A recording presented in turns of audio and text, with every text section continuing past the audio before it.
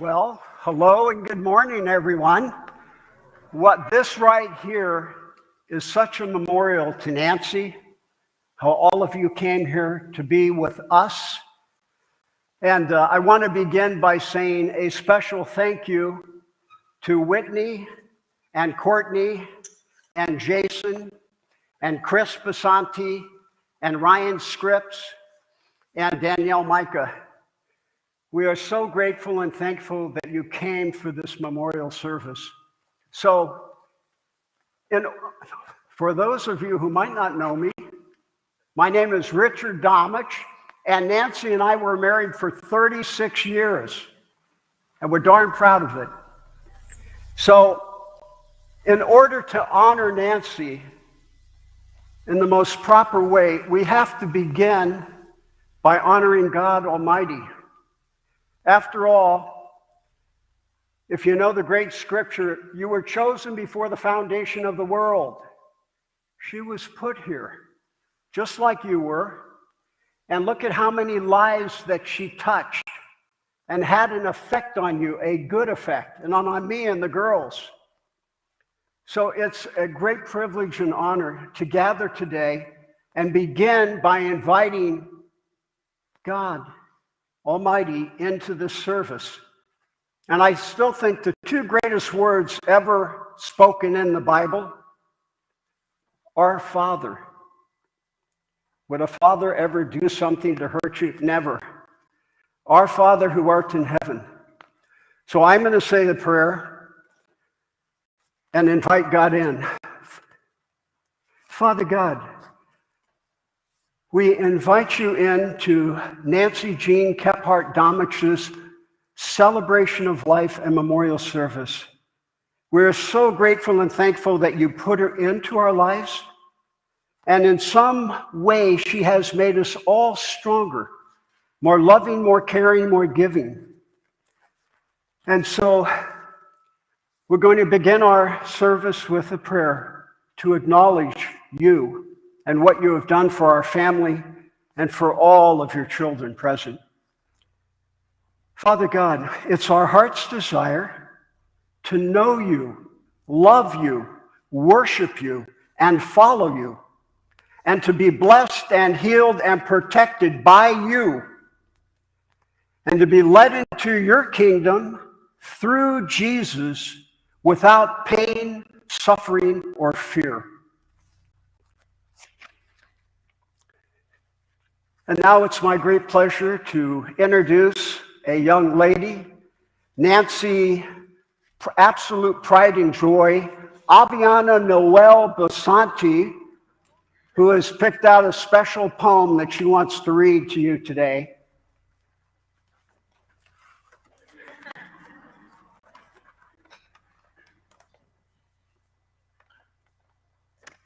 If ever there is tomorrow and we're not together, there is something you must always remember. You are braver than you believe, stronger than you think, and smarter than you think. But the most important thing is, even if we're apart, I'll always be with you.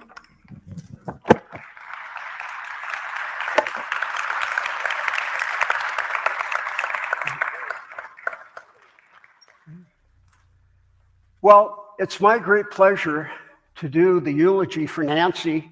And I think Nancy wanted me to do the eulogy because Nancy and I did the funeral service for 4 of her family members, her dad, her mom, her brother, and her sister-in-law. And then I've done a bunch for the Domich clan at Sacramento. And the family has always asked us to do it. So here's my question to you today. Okay, how do you summarize the life of a person who's lived 67 years in maybe 15, 20 minutes? I have the answer. You can't. You can't. There's no way. But we are going to try to do it. And remember, today is a celebration of life. The funeral was the last 3 weeks. All the difficulties, unable to breathe hardly, even with oxygen, suffering with a terrible bad shoulder that she could never get away with to the last 8 or 10 minutes. And Courtney and Whitney and Jason and myself holding her.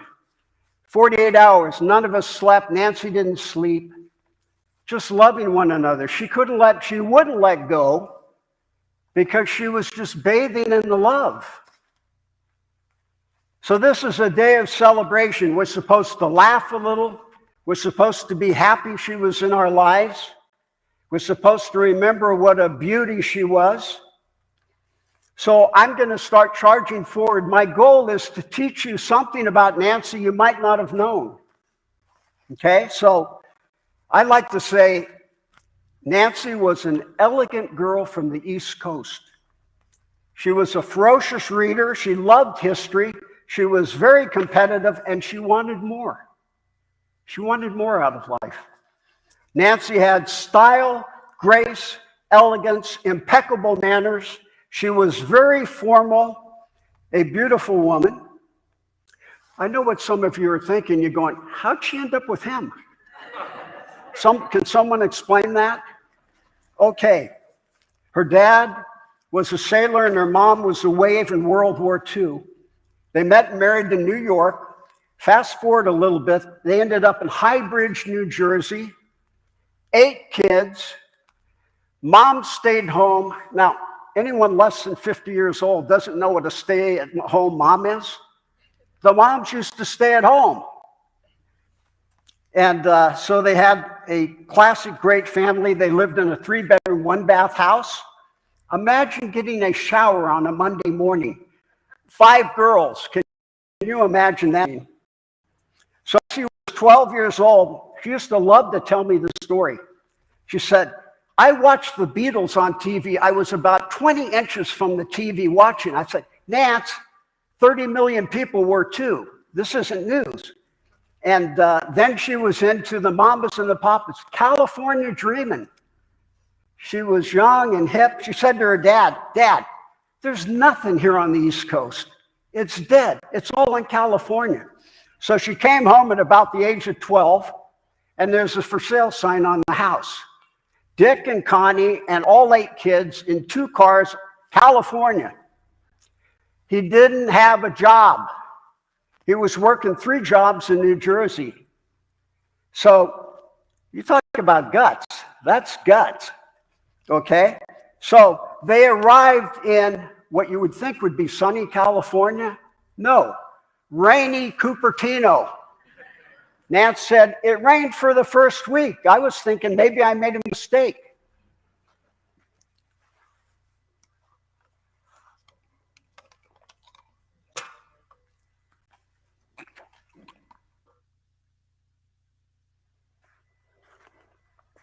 Nancy attended Lee High School and was the classic, as someone in the family said, rebel without a cause. Hey, weren't we all 13 to 15? And she used to tell me, I didn't do what everyone else was doing. I wore many skirts and laced up boots, and I had my own style. She was a real individual. And she would not attend her high school graduation because that was square. This was the early 70s, and that was just square. And but later on, we used to laugh about it. I wished I would have gone because now I'm on Facebook with all these nice people. Well, Nancy was a free spirit and breaking out in California. What does a free spirit need? They need money. Where do you get money? You get a job. So she got a job. Where'd she get? Downtown San Jose in a donut shop. Everything went well. She had the bib. She had the 12 midnight to 6 a.m. And just as the owner was starting to go out, she pulled the drawer over and she said, kind of a rough neighborhood, but this will help you if there's a trouble. Nance looks over. There's a 38 caliber Smith & Wesson loaded. Nancy very politely, she says, I took my apron off and I just laid it there and out the door. Next, she got a job at Frontier Village, which is like a little Disneyland hen. Then she got a job in a Photomat Labs. She also got Karen hired there, didn't she? That's a good sister. Nancy married at 19, had Jason at 20, and was a divorcee at 29. She got her real estate license in 1982. And by coincidence, we both attended the Anthony Real Estate School in Santa Cruz up on East Cliff Drive. I never saw her there because you couldn't miss her. So then she went to work for Oakwood Apartments over on Saratoga Avenue. Just 874 units. Not much, huh? She hated a rainy day. When it rained, the phones ring, no tenants were happy. So she thought, I got to move up. She got hired by J.R. Parrish, a top-notch commercial leasing firm in Santa Cruz. I'd say the top one.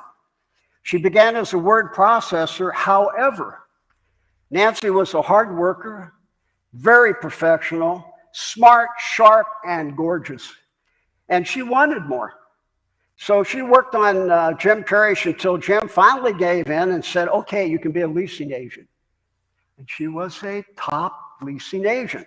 Okay, I was 35 years old, a bachelor. I never married, not smart enough. So what happened, my partners in a local firm, we decided we need more space. We were looking for like 5,000 square feet. Here comes this gal, all business. She was decked out like a top pro. She takes us through the building. She's got the keys. She's said this, that, okay. The whole time I could not keep my eyes off this gorgeous woman. And I kept asking her silly questions like, Nancy, could you show me how the window coverings, how we move them up and down? And then I was asking her, these lights look awful high. Do I have to get up to clean? She was like, hey, these guys they're not gonna make a deal. She was gone. I come outside. My partners are going, well, I like this space. I go, guys, hold it. Did you see that knockout brunette? What is wrong with you guys? So then I said the great question that all men must ask at some time. Guys, did you ring? Domich, we're looking at the space. Okay. Something like 4 or 6 months went by. I go to a founder's title opening on Water Street. I'm walking through a mass of people. Holy smokes, here comes that knockout brunette. It was like, whoa. Okay, I went straight to the bar. I got a tall glass of water, double ice, drowned it right now, took a breath, and I headed right back. So I came around the corner. There's this little enclave. She's leaning against the desk. There's 1, 2, 3, 4 guys surrounding her. 3 of them looked like they were Hollywood actors, stars. And the other guy looked like an Olympic athlete. So I had to take my best shot. So I walks up to her. She recognized me. I said, hi, Nancy. I said, Nancy, what do you pay those landlords to put your sign on their property? Folks, that is a really rude thing to say. The landlords were paying her to put her signs on their property because she was leasing and selling them. Okay, I'm going to ask a rhetorical question. Who do you think she remembered from that night? When I called the next day and asked her to lunch, who do you think got the lunch date? When I took her up to the Hollins house at Paso Tiempo and bought her lunch, who do you think married her on that site in that Hollins house in less than a year? So a couple of years later, I said, Nance, what did you when you met me, every guy's immature. I said, what'd you think? She said, well, I thought you talked an awful lot. I go, what? All right, so from there, Nancy went on to Cooper Brady, another top company, and then she joined First American Title with my friend Bill Perry, who's here today, and loved the people there. It was great company, but in that industry, there's a lot of movement. No one stays in the same place. She spent her last 12 years at Old Republic Title. Loved the people there, loved the management, Jim Cortese, and Schnaub, and Ramsey. And that's where she retired, because during her career there, she came down with ILD, interstitial lung disease, which is a scarring of the lungs from the top downward. No cure. Your only chance is a double lung transplant. And I have to say here at this moment, Stanford Hospital was fantastic. The surgeons, the doctors, the staff, everybody there was absolutely fantastic.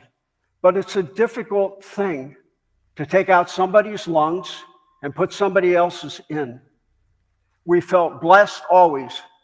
It was a difficult transition. In any event, Nancy finished her career there.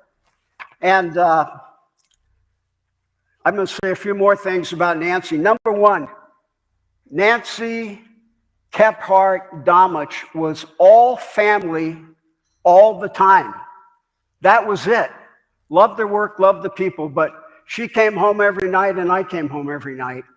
And that made all the difference. When Nancy's mother and father passed, Nancy was always the peacemaker in the Kephart family. All the sisters and brothers were calling her. And she kept the family calm, took everybody out to dinner after Dad passed, Mom passed. Fantastic. I was always amazed at how she took care of her family. And they were at our house every Thanksgiving and every Christmas. And we were very, very happy. Okay, when Nancy Domich and her daughters, Courtney Kate and Whitney Kate, put on a wedding, have you heard the expression, a Cecil B. DeMille blockbuster? Couldn't touch it, couldn't touch it. There was nothing spared. And that's why the girls here, when you go into the reception afterward, you'll see their touch. Okay, Nancy and the dogs, okay? I fought off a family dog idea for about 14 years. Finally, she put the squeeze on me in Sacramento. And I finally broke down. We were visiting family, and she said, okay, can we get the dog? I said, okay, but remember, you have to take care of it and all that, okay? That was 8:30 in Sacramento. That night at 8:30 in San Francisco, in not a very good part of San Francisco, I had 12 $100 bills. That was the first dog. So a year later, I closed out. That was a year later. She got me at the kitchen table and she goes, the girls are loving the dogs. Remember, when the dogs came in, no one's looking at me anymore. I got some freedom. So, okay, I said, okay, Nance, but this time, let's get a real thoroughbred. Let's research it. Let's find the best dog possible, right?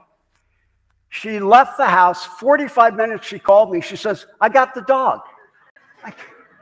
I go, what? She called Courtney and Whit. Everybody goes and checks out the dog. Hey, I just left him at home. He's 17 years old. Guess who's taking care of him? From the beginning. Okay? Now, the girls know this in a really deep way. Never embarrass an East Coast elegant woman. It doesn't go over well. Am I right? Oh, yeah, it doesn't go over well. Nancy was pristine manners. And she worked on me even to the last 2 or 3 weeks. It just didn't catch. But she was incredibly well-mannered. She loved being, let's be honest, she loved being pampered. She loved being in the hospital. She was like a rock star in the hospital. Doctors came all the time. No one said hi to me. They would say to Nance, you have the most beautiful silver hair. I got, not a word, never a word for Richard. And Nancy was very competitive. And Don O'Neill and the gals, they had a group of 6 or 8 gals who always got together. They could tell you an hour of the awards she won. She put on 3, 4, 5 fashion shows. She had more awards than you could ever imagine, but she liked getting them. She liked winning. She liked going to drawings, winning on trips. She did the pumpkin thing. She did the Christmas thing with everybody. Now, Nancy was very beautiful, and she used that beauty to make friends with people in that. You can tell a person who is beautiful and has a sort of upping. Nance wasn't that way, but she was always thoughtful about other people, especially older people. Landon and Addie now have her blue eyes, and Whitney, Kate Domich, the earthquake baby, she was the best eyes in high school by a mile, just like her mom, beautiful blue eyes. On our second date, we went to Carmel. Okay, I got her on the beach. I said, you want to have children? She said, I already got one. That's what I thought she'd say, no. She says, yeah. I said, what do you want? She said, I want girls. I said, how many? She said, 2. I said, done deal.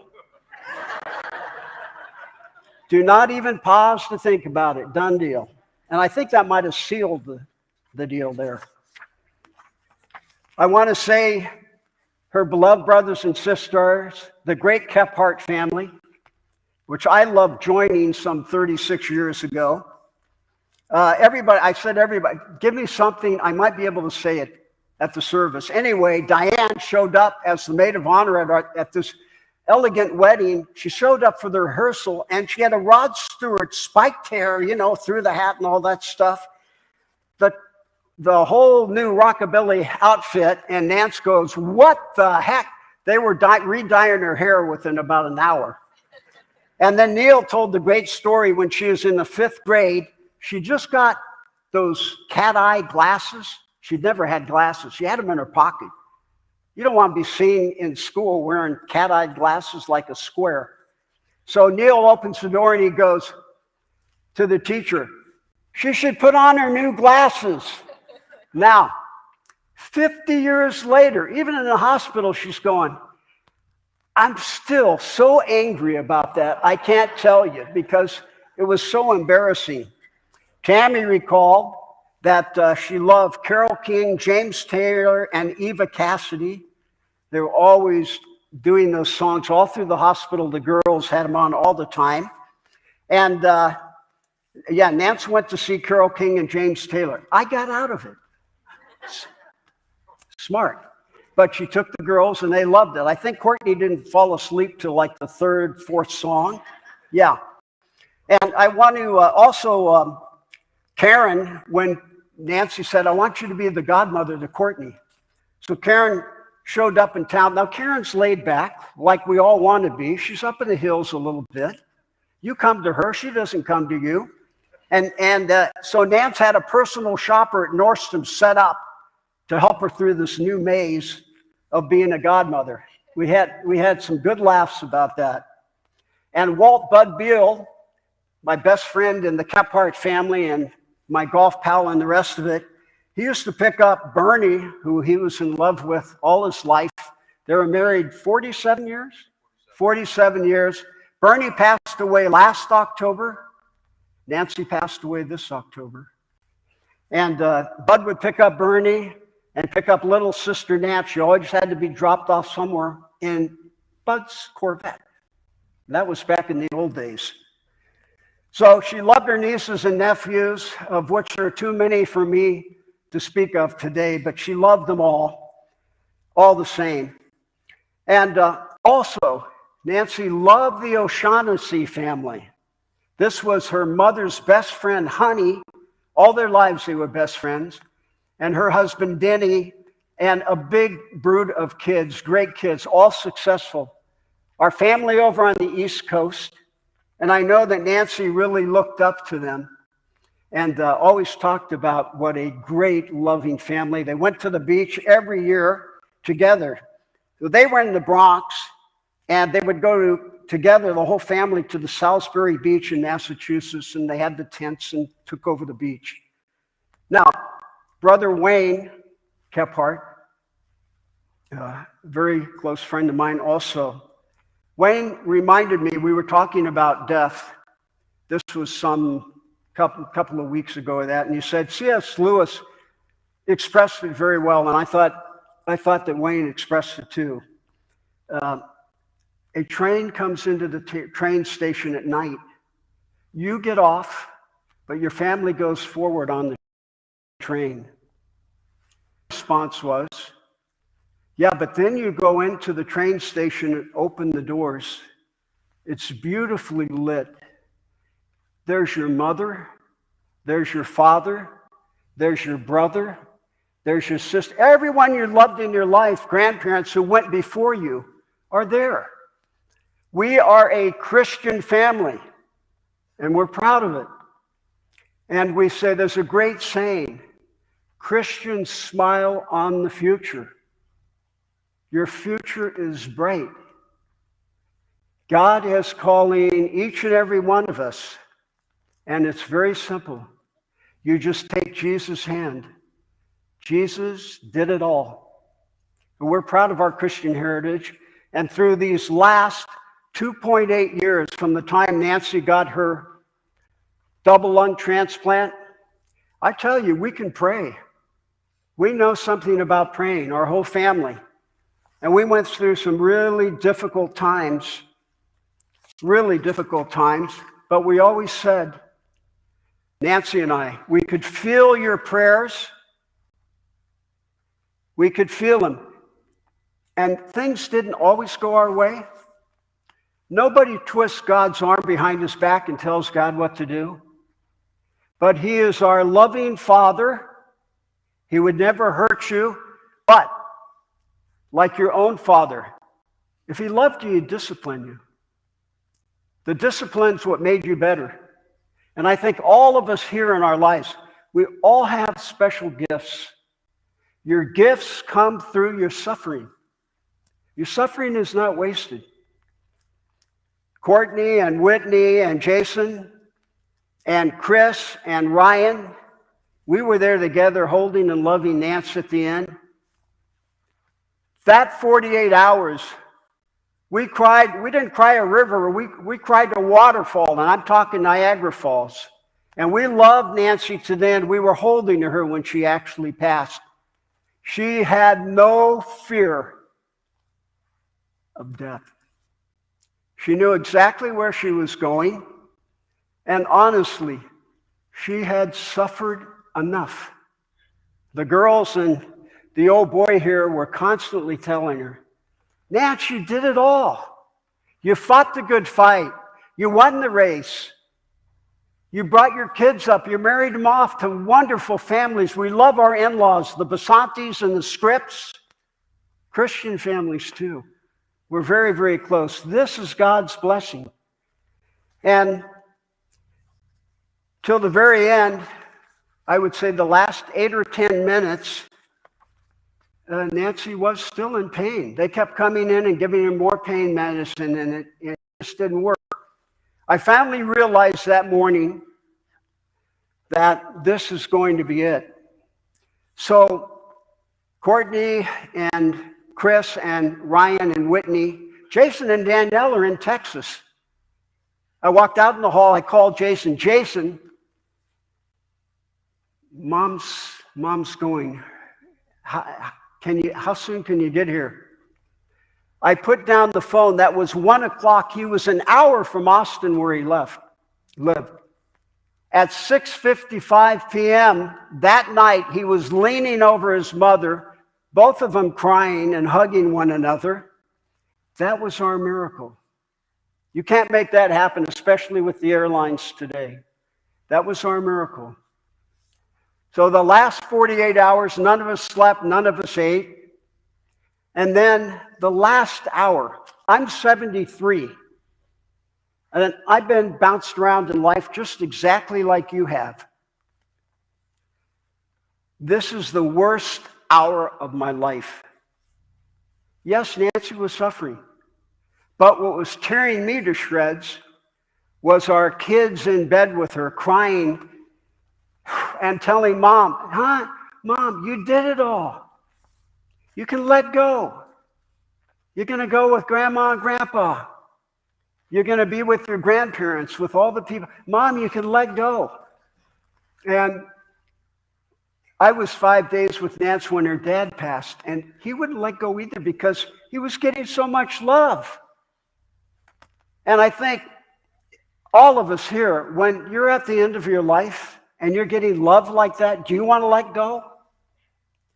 But in her courage and in her strength of faith, she let go for us.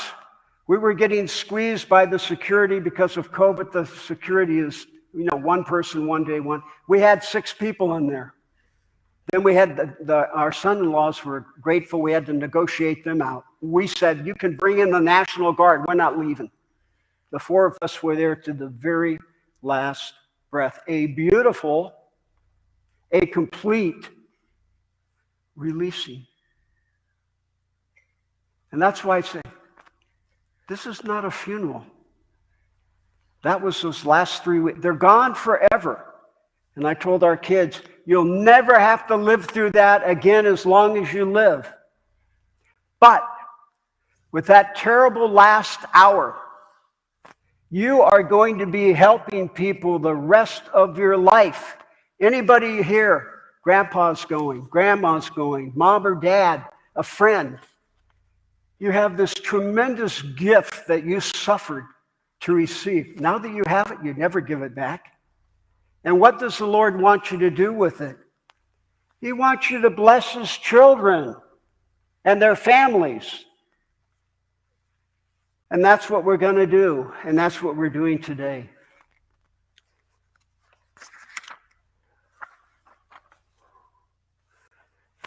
I want to close.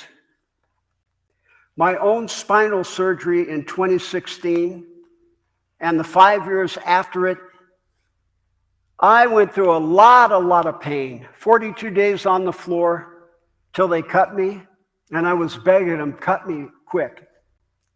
But this prepared me to take care of Nancy. We used to sit there in the morning and coffee, and she used to say, no one understands what I'm going through. I said, you're exactly right. I do, and even I don't, because I'm sitting beside you, I'm not feeling the pain. But when my back pain would come, I realized the incredible struggle that she was going through. I heard Nancy tell the girls in those final few minutes, she wasn't telling me, she was telling the girls, she said,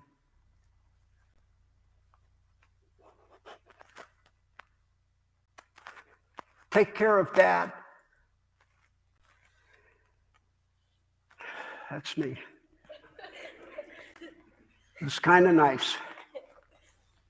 And I would say in those last moments, she was the bravest, the most courageous person I ever knew in my life. And she showed us how to die well. We're all going to have to die. This is God's plan. And he wants us to show our children and their children. There's a purpose to it. This is God's design of life.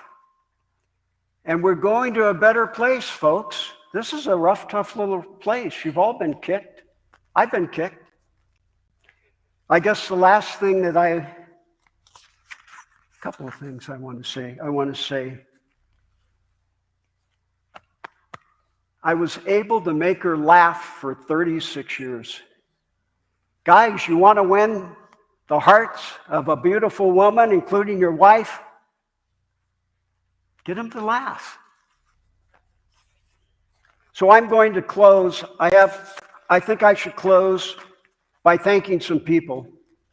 And I'm going to begin by thanking Stanford Hospital. And then I'm going to sit down and let the girls and the other kids. I kind of lost myself there, but I want to thank Stanford Hospital and the lung transplant team, the Stanford Lung Clinic, Stanford Hospital, St. Francis Memorial Hospital in San Francisco, Bridge In-Home Healthcare, Apria Healthcare, the Kephart family, the Domich family, the Scripps family, the Basanti family, Aaron, Nicole, and Dana and Sierra, who brought the old boy something to eat, including flowers, Morgan and Kat, Teresa, Brittany, and Ariana, who also brought the old boy something to eat. And I want to say to my neighbors, Susie and Joe and Caitlin, who are here today from across the street, they came over and loved the old boy. It really helped me out. I also want to thank the Micah family and Rick Micah, who was married to Nancy in the first 10 years, was always at our Thanksgiving and Christmas meals. We loved having him. The girls called him Uncle Rick for years. He's a great addition to our family. I want to thank my loving, giving, caring wife, Nancy Jean Kephart Domich.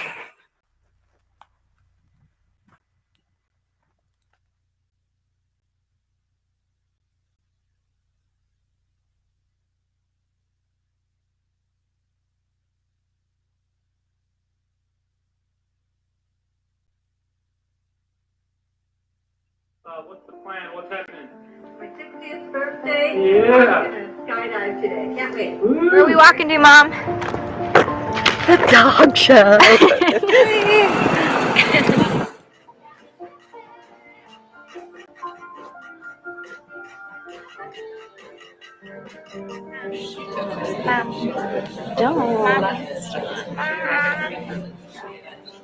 Oh, people.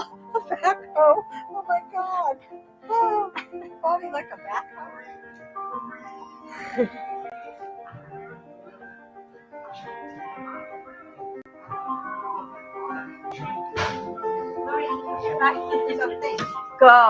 Go in, get in there.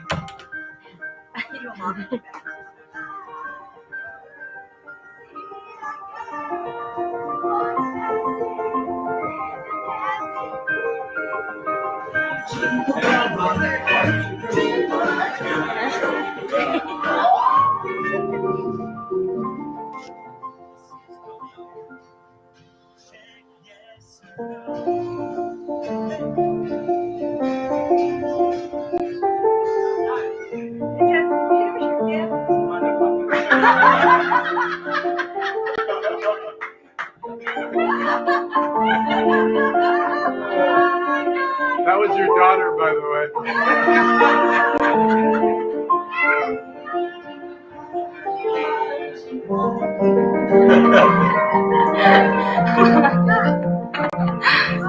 Can you believe it? Pretty dang excited.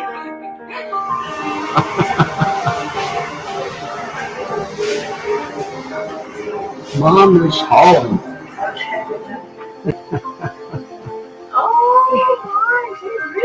About 4 or 5 years. Who's that? Yeah, that's And great. they don't have it yet because I have it in my Is that retirement your account. grandma, I have to Landon? take it out and I'm give so it to them. tired. He's so tired. But when I Look at take it those out, it hands. increases my taxes. See, And I get taxed. Say hi, Mom. So Camera. I'm not Got sure. Landon here. First time meeting Landon. Oh, say hi, Landon. Oh, you little stinker.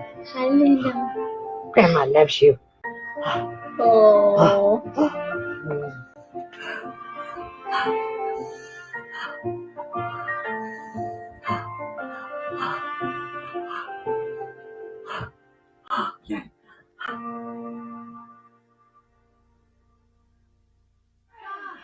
Show Dad. You Oh did? my God! Thank Wow. you. This way, Nancy. Look this way. Good. First day on the bike. Congrats. Congratulations.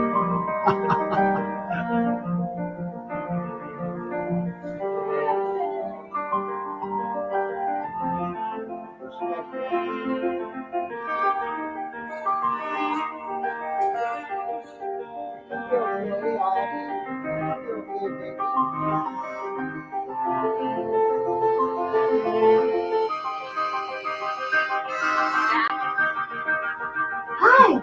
Say hi. Say hi.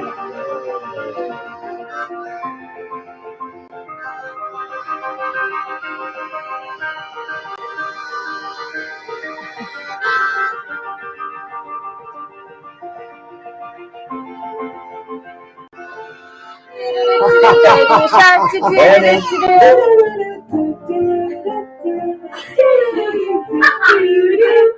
Mommy. What is happening? Oh my God. People knew what was going on behind the actual picture.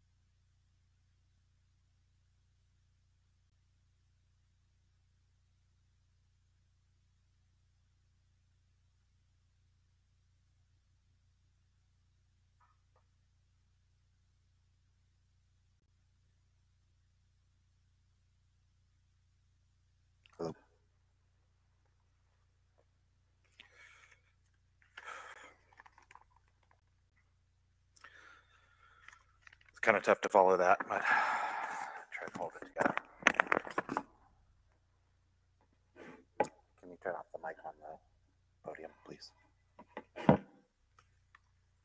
Thank you. I try and keep this short and sweet like my mom. If you haven't met me before, I'm Jason. I'm Nancy's firstborn. She always said I was her favorite son. She was young when she had me, which meant we did a lot of growing up together. You know, it wasn't always easy, but we had a lot of fun.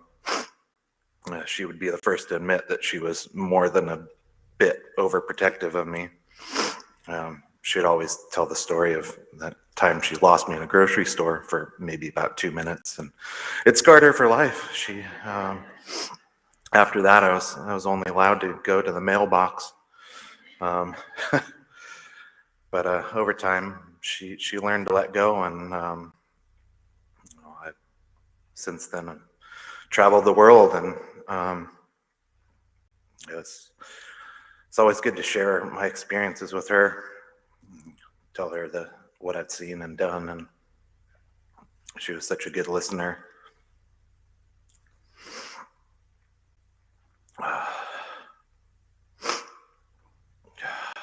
There was never a question of how proud she was of me. She let me know how much I was loved and how proud she was every time we spoke.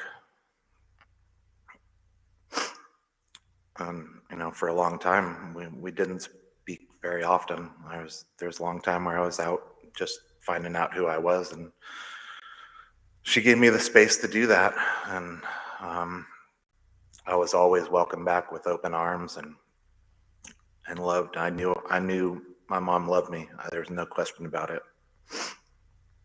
No matter where I was or what I was going through, she was always there, in good times and bad. She was never judgmental, and just always supportive and diplomatic. Dale and I just celebrated our 20th anniversary, and you know, we're together about 9 years before that, and we owe a huge part of that to Nancy's sage advice and support. She never took sides whenever there was conflict, but just offered her own experience of what worked for her and her relationships, and let us know that she had full confidence that things would work out. She was a strong woman who worked really hard to get what she wanted. She knew what she wanted. She went after it. She was a real fighter, a real firecracker. And it's hard to not focus on the last 4 years where, you know, she had to fight for every breath. But through that struggle, she carried herself with grace and without complaining at all. I mean, for as much as suffering as she went through, for how much pain she felt, she just never complained. She was just always grateful for every day and looked at every day as a gift. And she let everybody know that.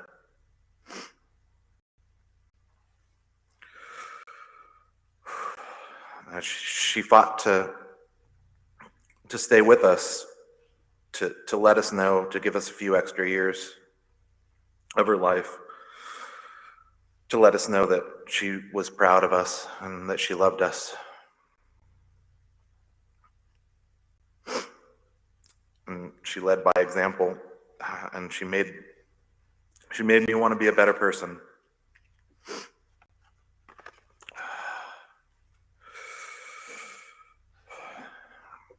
Over the last few years, no matter what she was going through, her mantra was, "This too shall pass." And I hear that anytime I'm struggling with things, and I'll carry that with me forever. I mean, for what she went through, with a smile.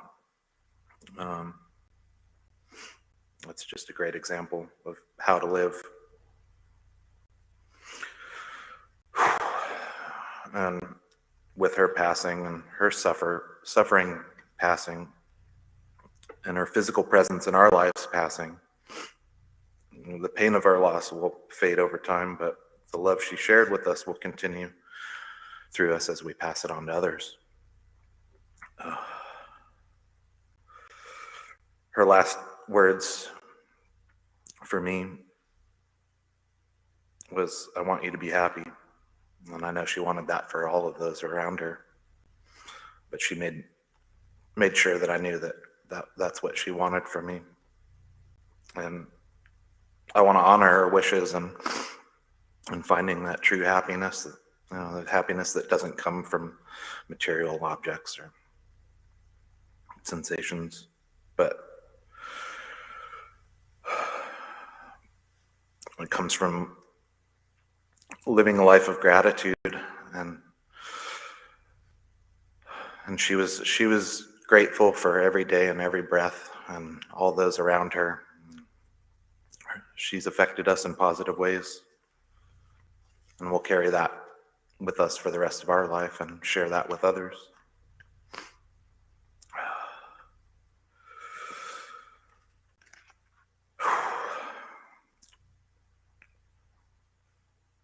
She really liked to spoil her kids and her dogs, but her best present to us was her presence. She was always there, just a really good listener.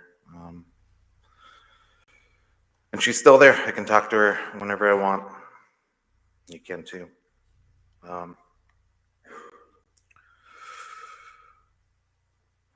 just like the sun setting, she's not really gone. I just can't see her. I'd like to invite everybody to do something Nancy couldn't do for the last 4 years, and that's just take one good deep breath and let it out and know that she's still with us.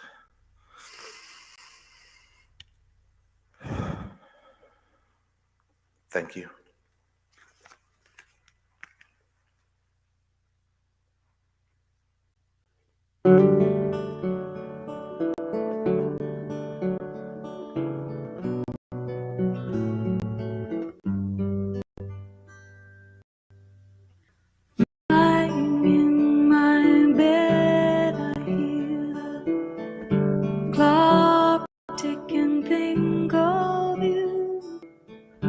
Turning in circles, confusion is nothing new. Flashback to warm nights, almost left behind. A suitcase of memories, time after sometimes you picture me, I'm walking too far ahead. You're calling to me, I can't hear what you have said, and you say, go slow, I fall behind. The same If you're lost, you can look and you will find me time after time. If you fall, I will catch you. I'll be waiting time after time. If you fall, I will catch you. I will be waiting time after time. Time after time.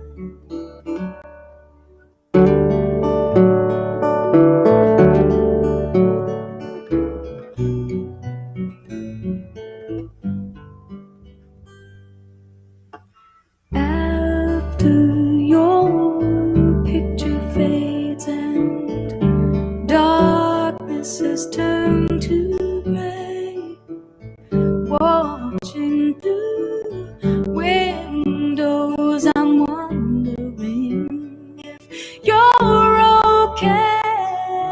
And you say, go slow, I've fallen behind. The drum beats out of time. If you're lost, you can look and you will find me time after time. If you fall, I will catch you. I'll be waiting time after time. If you fall, I will catch you. I will be waiting time after time. Time after time. Time after time. Ooh, time after time. Time after time.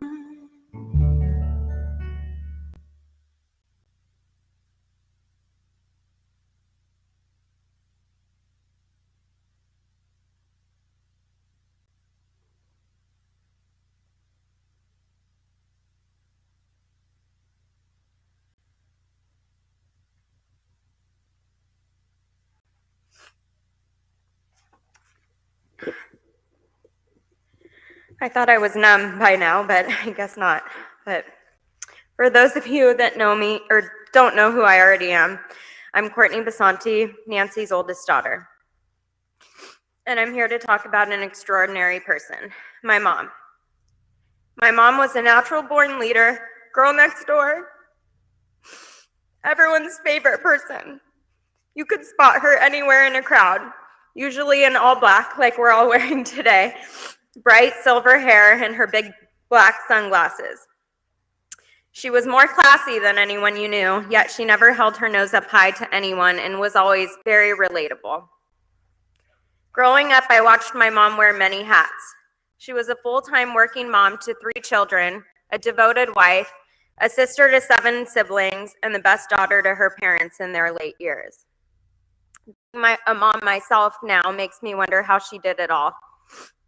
There wasn't a day that went by where she wasn't up first thing in the morning with her signature hot rollers in her hair, makeup done, beautifully dressed, made sure we had everything we needed, and on the road to her commute to work early. I know that there's many people in this room today that know my mom from her professional life, which she was extremely successful in and worked her way to being one of the most loved and well-respected women in the title industry. While she was extremely proud of all of her accomplishments in her career, I know that in the end, her greatest accomplishment in life was her family. She shined brightest as a wife, mother, and grandmother. My mom was my true best friend, and she knew me better than anyone. She always steered me in the right direction for my personality and knew what I would love. She's even responsible for my career. It was her idea that I explore becoming a hairstylist, and she set up a tour at a local cosmetology school for us to check it out. She even did the dirty work on telling my dad, unfortunately, I wasn't going to law school.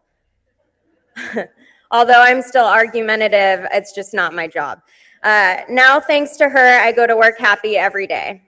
Thank you, Mom. She introduced me to my favorite passion, which is musicals and theater. One of my favorite memories with her is when it was senior year and I was graduating, and there's the infamous Hawaii trip that everyone goes to with their friends. And Mom came up to me and said, well, I have another option for you, Courtney. You could go on that trip with all your friends and have like the best time ever, or me and you could go to New York and we could see as many Broadway shows as you can cram in. And shockingly, that 18-year-old chose right. I chose the trip with my mom, a choice that I would later never regret. She went right into planning mode. She knew how to always work these things for trips. I guess you could say she taught us to be a little bit of a Karen, but in like a resourceful way. It's not always a bad thing to ask for the manager. So for the big New York trip, she wrote a charming email to none other than the hotel manager. And she said, if you guys just have like maybe a nicer room to bump us up, you'd really make my daughter's, high school trip with her mom, a little more special. And she did it. We walked into a grand suite in New York with a view of the entire city. And the table was seriously enough to fit like 20 people for Thanksgiving dinner. It was way too big for us. But she was pretty proud of that. She was gloating a little bit. That big room did come in handy when, like all mothers and daughters, with a teenager especially, we got into a little fight on the trip, and then she went to one end of the hotel, I went to the other end of the suite. Didn't talk for a few there, but we always recovered pretty quickly.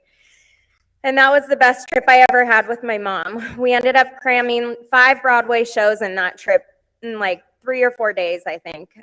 She had a tradition of standing at the stage door after a show and embarrassing me, trying to get me everyone's autograph. And now to this day, I'm 34 and I still go to stand at the stage door and try to get autographs. I don't really know why. It's just kind of tradition now. She taught us that making memories is important. She was known for it, and that they don't have to be big, fancy, expensive vacations to be fun. That having your family all in one place is what matters, not the destination. To Christmas shopping in San Francisco, booking a nearby hotel on a weekend for a staycation for no reason at all, annual beach house trips in the fall and October, really gonna miss those. Taking us girls to LA, perfectly timed for when the Oscars were in town, because she really did love seeing celebrities. Or a weekend in Carmel, ending up at a private little concert with dogs in every direction I looked. She just knew how to make things fun and prioritize time with family.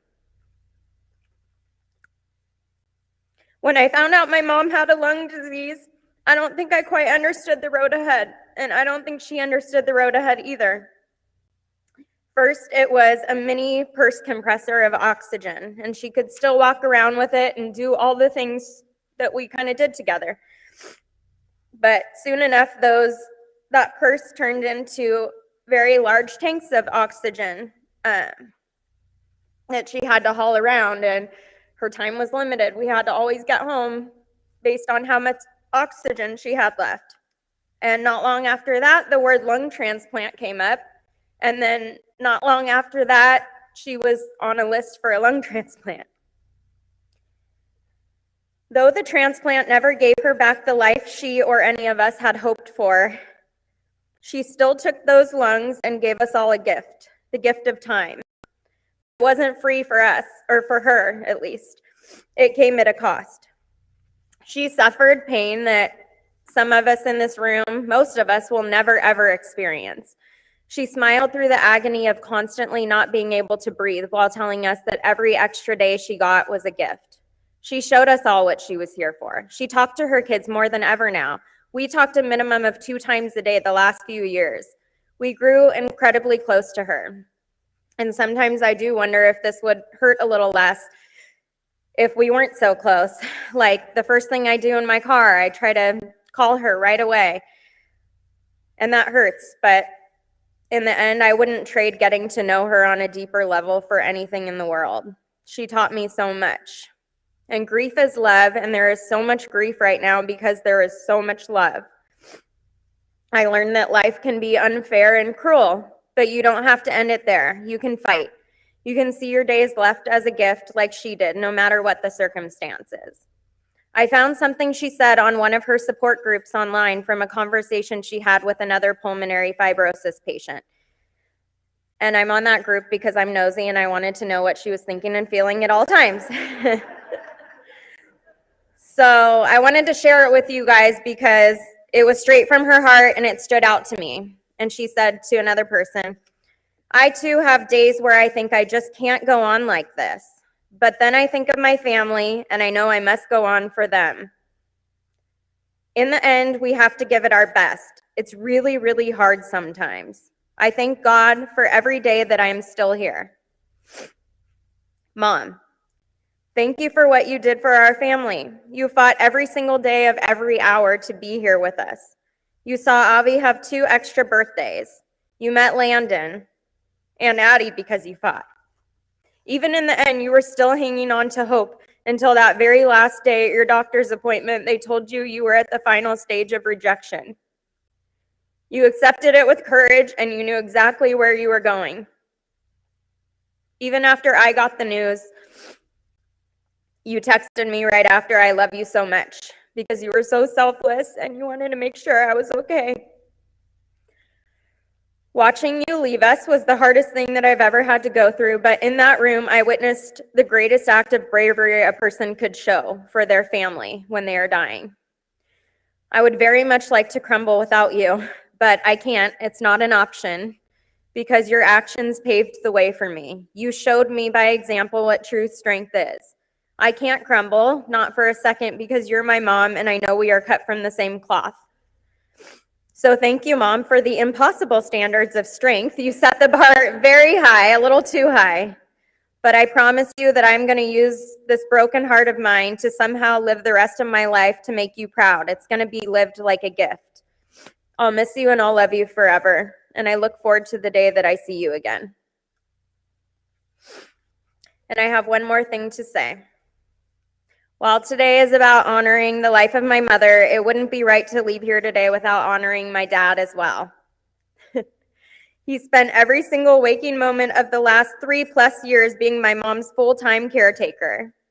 He sacrificed so much of his life to take care of her post-transplant, and none of us can ever come close to knowing what that actually looks like behind the scenes. It was the biggest act of love I've ever witnessed in my life, and he told me that it was an honor to be able to do it. You don't find too many full-time caretakers with that attitude. I know in his head right now he's saying, don't honor me, honor God. He did all the work. But Dad, for today, thank you from the bottom of our hearts for taking the most beautiful, wonderful care of our mother. And next, I just want to introduce a slideshow that we made. It's about her transplant journey, and I know it might be hard for some of you guys to watch, but I feel that it shows what a fighter she is and what she chose to fight for. A story of hardship and triumph. And we hope it inspires you like it inspired all of us.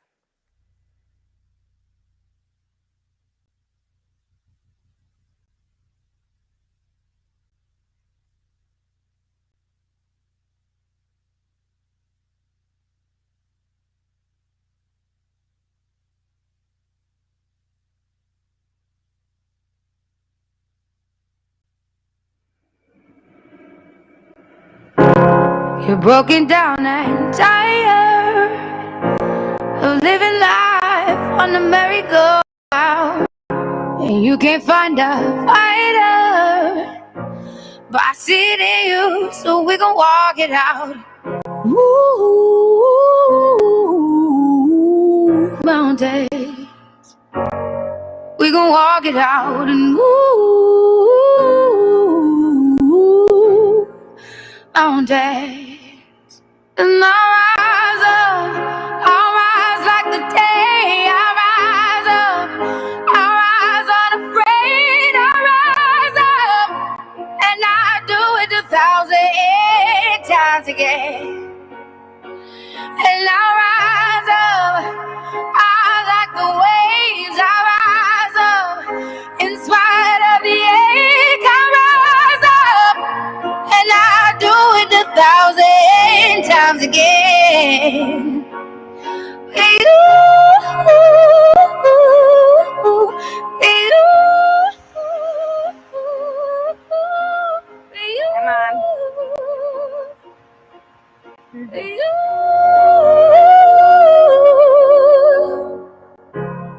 The silence is quiet, and it feels like it's getting hard to breathe. And I know you feel like dying, but I promise we'll take the world to its feet. There it is. Okay, there we go. One more time. Hi, Aviana. Hi, Courtney. Bring it to its Hi, feet. Whitney. Hi, Jason. Great. Good job. I'll dance and I'll rise up. I'll rise like the day. I'll rise up. I'll rise unafraid. I'll rise up, and I do it 1,000 times again. You,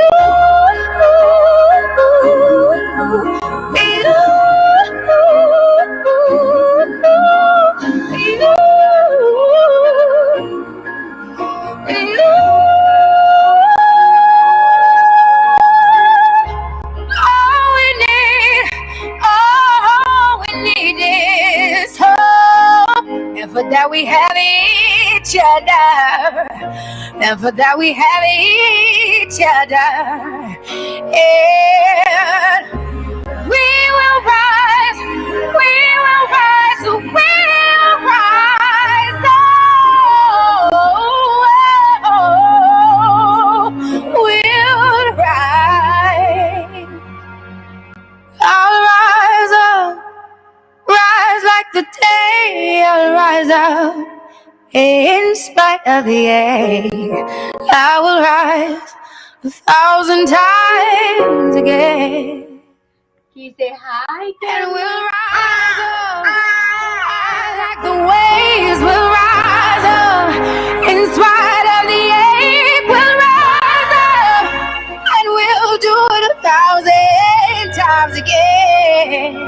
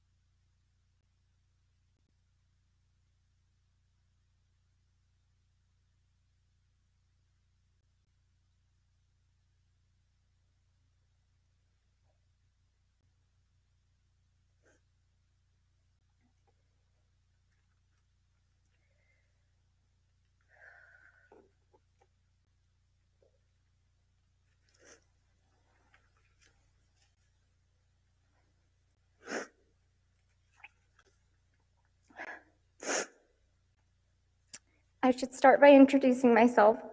If I haven't met you before, I'm Whitney, the baby of the family, also known to my mom as her itty bitty witty. She always called me that. I want to thank you all, friends and family, who have gathered around and sent their prayers and support. It's given myself, Jason, Court, and my dad strength during this incredibly difficult time, and has showed us how loved my mom truly was. When I reminisce about my childhood, I think of my mom. Words that come to mind describe her are kind, loving, dedicated, confident, compassionate, strong, and my God, was she selfless. I remember Christmases with presents stacked as tall as we were, maybe even higher. She was giving beyond belief. And if there's anything you would know about her, it's that one, she was a beautiful person inside and out. She always lit up a room. And two, her family was everything to her. She never let a day go by without telling us how proud she was of us or how much she loved us. She always wanted to give us the best life and fondest memories, and she accomplished just that. She was the ultimate party planner, and I grew up with her planning me these extravagant birthdays, beach getaways with friends, a party bus for my sweet 16, and a wine tasting limo tour for my 22nd. She was pretty amazing. She took us on annual vacations to Tahoe, as my sister mentioned, LA during Oscars week, because she just loved celebrities and she wanted us to love them too. and Aptos, or Aptos, however you say it, where in the ending hours of her life, she told me that's where I'd be able to find her. She always loved taking girls' trips to Carmel, where we would listen to music and dance the night away in her favorite hotel, the Cypress, surrounded by dogs, and to her favorite songs like Dancing Queen. She shared her love of travel with us. Specifically in my mid-20s, we were travel buddies and did everything together. We traveled places like Vegas, New York, Seattle, Portland, Napa, Victoria, Canada, and New Orleans. I'll never forget how much fun we had together. My mom was so full of life, so joyful, no matter what she was doing. She always made sure to have the best time, and it was contagious to everyone around her. Since I can remember, my mom has been my best friend. To this day, she is the closest person to me, the person I can go to tell secrets to, seek advice from, sit in silence with, watch movies with, maybe even gossip a little. I admired my mom in all aspects of life. The same ring my dad proposed to my mom with 36 years ago was the one my husband proposed to me with back in 2018, and I continue to wear it with pride and adoration as it reminds me of my special mom. She was a role model to me in how to be a loving wife and how to be a great mother. My mom loved her grandchildren with everything she had. She was an incredible fighter, and she truly fought for them in the last year of her life. She was part of a Facebook group called Pulmonary Fibrosis Support Group, and she would post in it consistently and share pictures of them, always stating, "This is why I continue to fight." Her love for Aviana, Adeline, and Landon will live in them forever. In preparation for this tribute, admittedly, I watched a lot of YouTube videos looking for any helpful tips or advice in speaking at a mom's funeral. And while I didn't find exactly what I was looking for, I did come across a sermon that said this: "Grief is like a fog. One day it's really heavy and you can't see your hand in front of your face. Other days it's a mist that comes and goes. And to be honest, it really feels like every day since she's passed has been a very thick fog. I don't know what anyone else who has taken the obstacles thrown at her and struggles with such grace and positivity. Many people weren't aware that she was in a state of constant pain for years and never complained once for all that she endured. I never imagined my mom would one day tell me the music she wanted played at her funeral or the highlights of her career listed in her obituary, or for her to talk to me about her favorite memory with me right before she passed. But it happened, and it happened way sooner than any of us had imagined.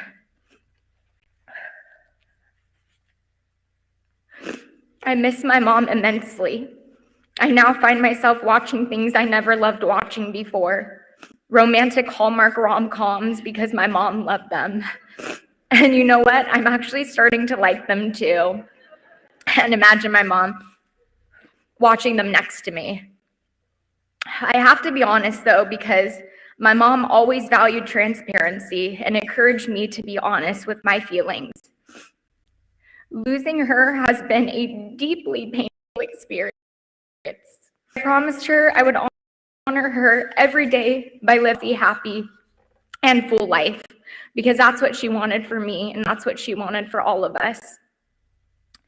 I would say a more suitable word for death is transition. This was just a pit stop in my mom's way to heaven, and she went knowing that.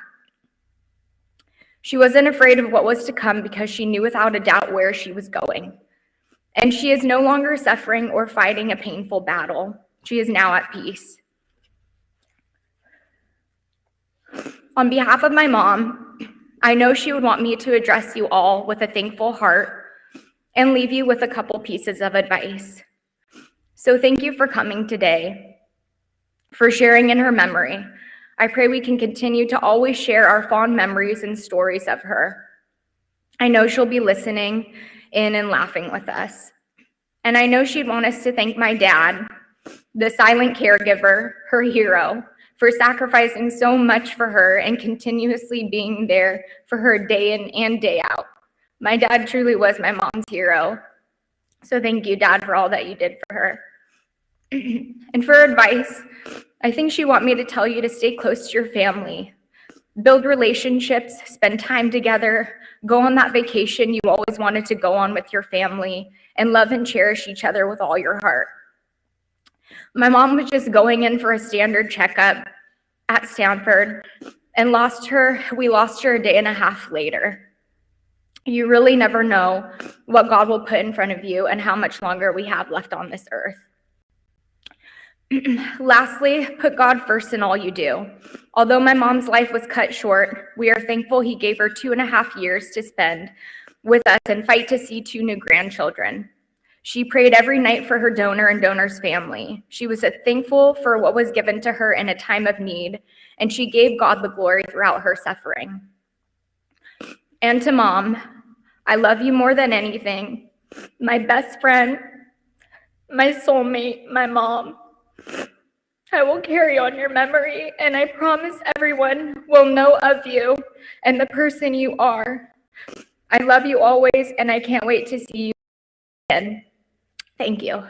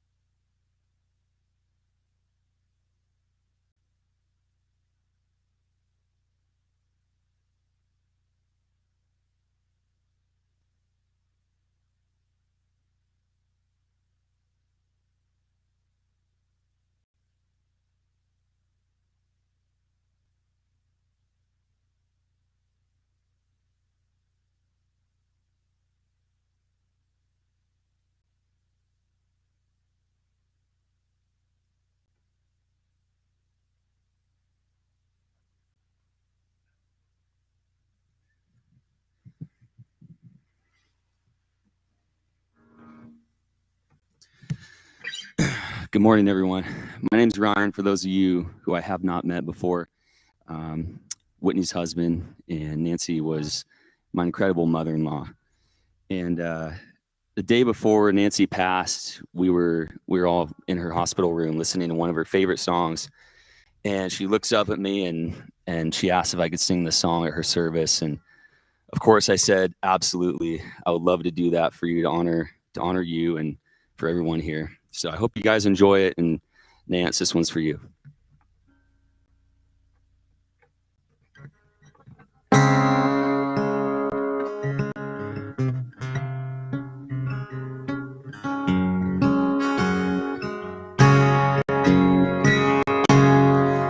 can only imagine what it will be like when I walk by your side. I can only imagine what my eyes will see when your face is before me. I can only imagine. I can only imagine. Surrounded by your glory, what will my heart feel? Will I dance first? Oh, and all of you be still. Will I stand in your presence? To my knees will I fall? Will I sing hallelujah? Will I be able to speak it all? I can only imagine. I can only imagine.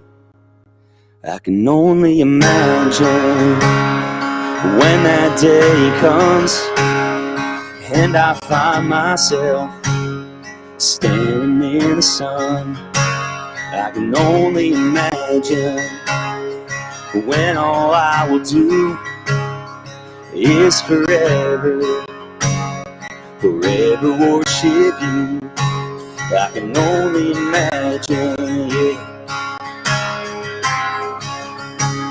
I can only imagine. Surrounded by your glory, what will my heart feel? Will I dance for you, Jesus? Oh, and all of you be still. Will I stand in your presence? But to my knees will I fall? Will I sing hallelujah? Will I be able to speak it all? I can only imagine. Yeah, I can only imagine. Yeah, surrounded by your glory, what will my heart feel? Will I dance for you, Jesus? Oh, and all of you be still. Will I stand in your presence? To my knees will I fall? Will I sing hallelujah? Will I be able to speak it all? I can only imagine. Yeah, yeah, I can only imagine. Yeah, yeah, I can only imagine. Yeah, yeah, I can only imagine.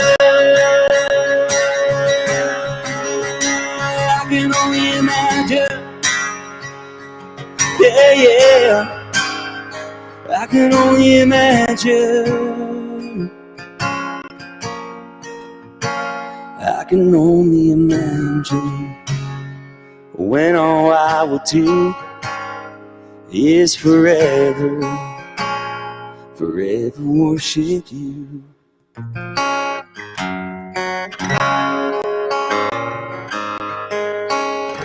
I can only imagine. Thank you.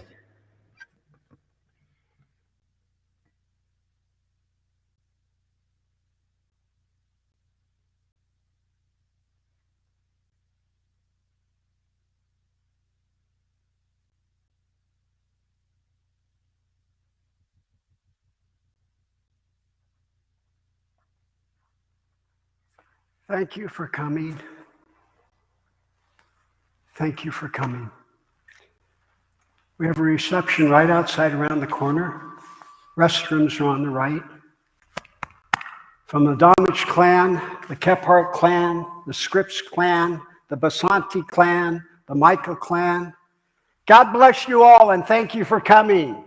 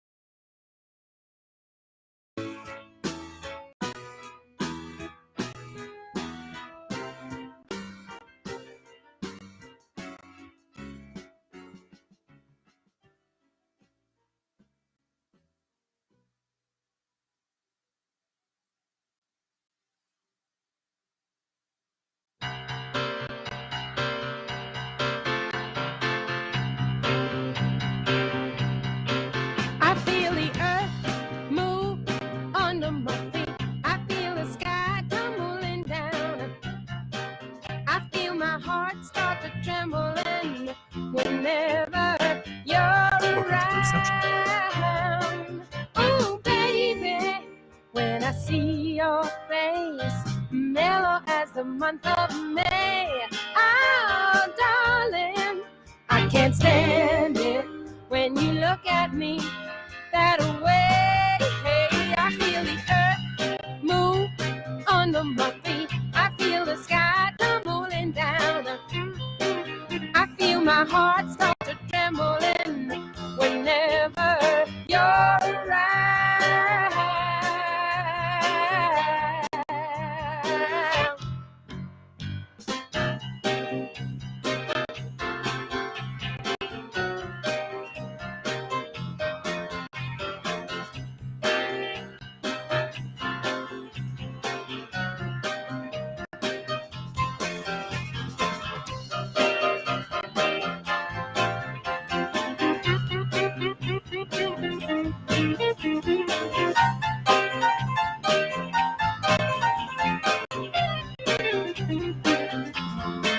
Ooh, darling, when you're near me and you tenderly call my name, I know that my emotions are something I just can't tame. I just got to have you, baby. Yeah.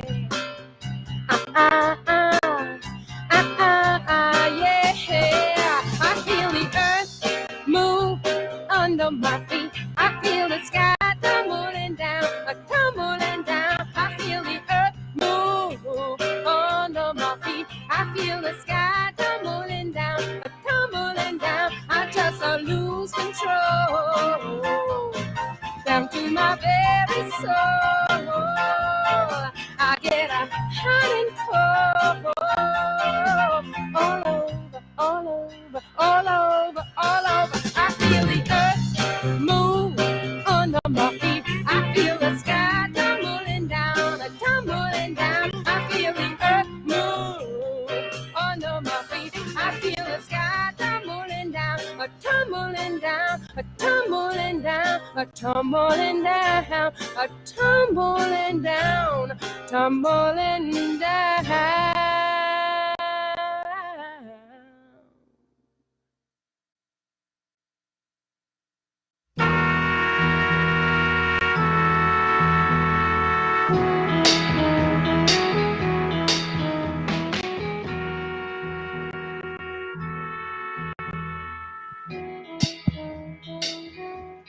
You're just too good to be true. Can't take my eyes off of you. You'd be like heaven to touch. I wanna hold you so much. At long last, love has arrived, and I thank God I'm alive. You're just too good to be true. Can't take my eyes off you. Pardon the way that I stare. There's nothing else to compare. The sight of you leaves me weak. There are no words left to speak. But if you feel like I feel, please let me know that it's real. You're just too good to be true. Can't take my eyes off you.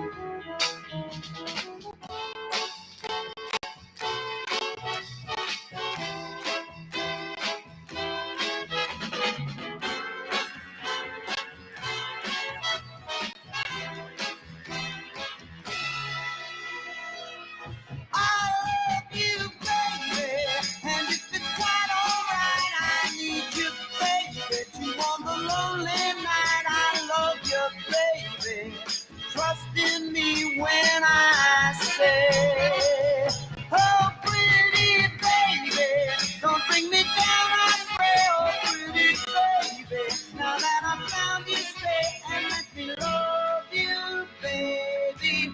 Let me love you. You're just too good to be true.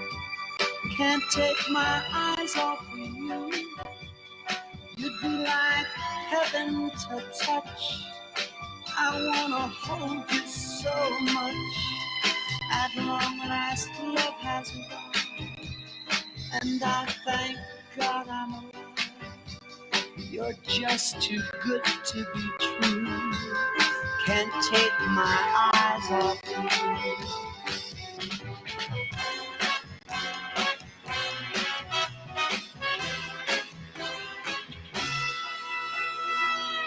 I love you, baby, and if it's quite alright, I need you, baby. You on the lonely night, I love you, baby.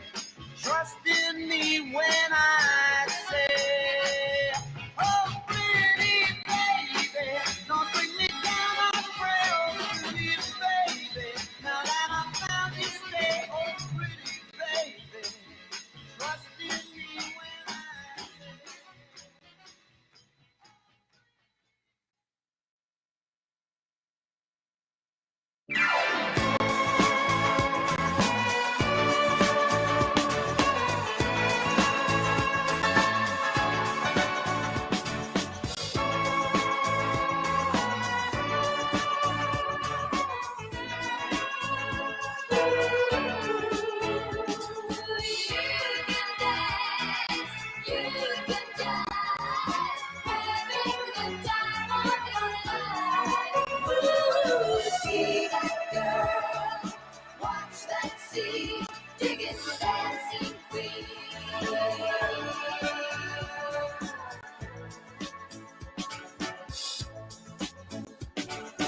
Friday night and the lights are low, looking out for a place to go,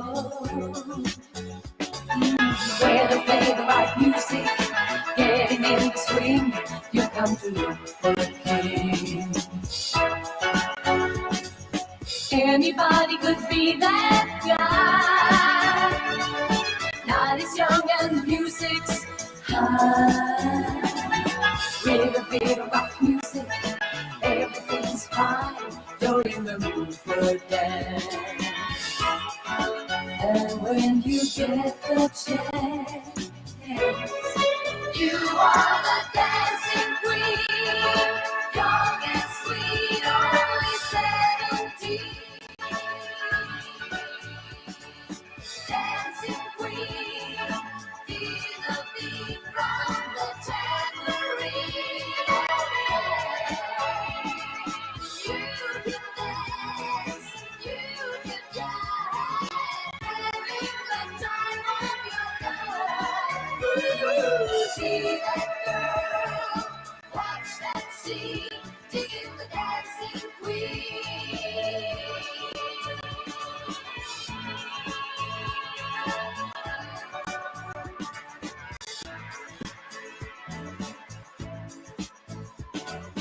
You're a teaser, you turn it on, leave them burning and then you're gone. Looking out for another, anyone who do, you're in the mood for a dance.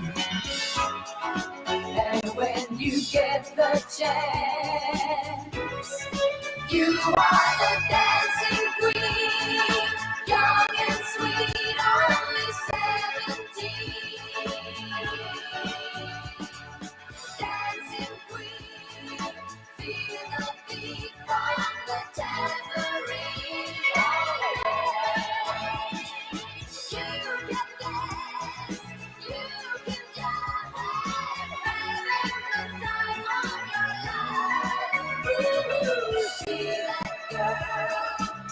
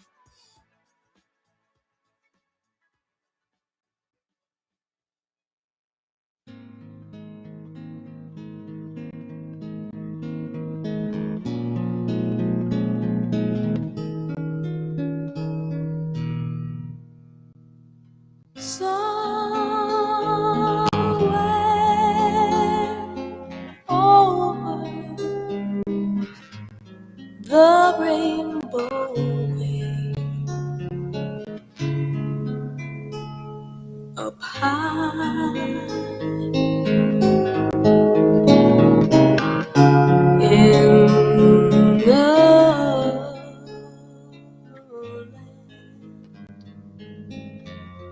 that I heard of once in a love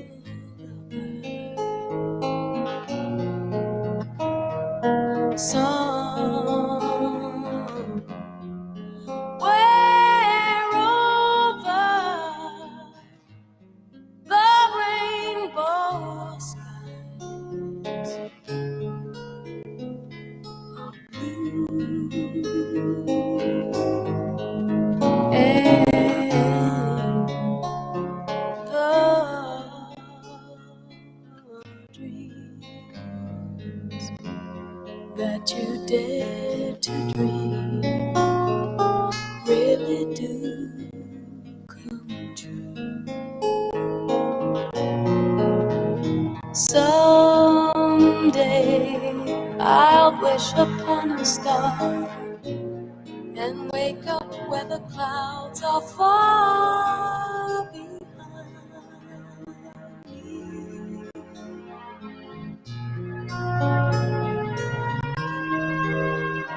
Where troubles melt like lemon drops away above the chimney tops, that's where you'll find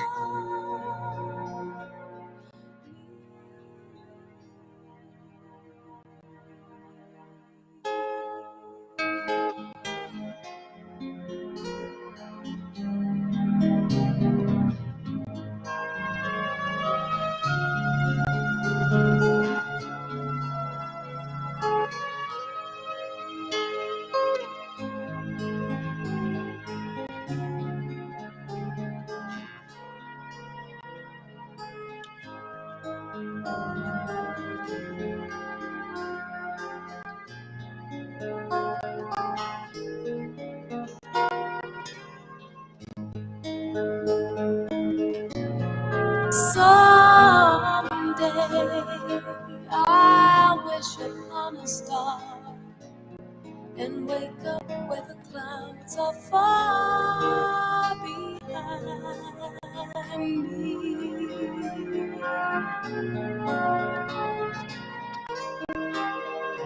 Where troubles melt like lemon drops away above the chimney tops, that's where you'll find me. Somewhere over the rainbow skies are blue and the dreams that you dare to dream really do come true.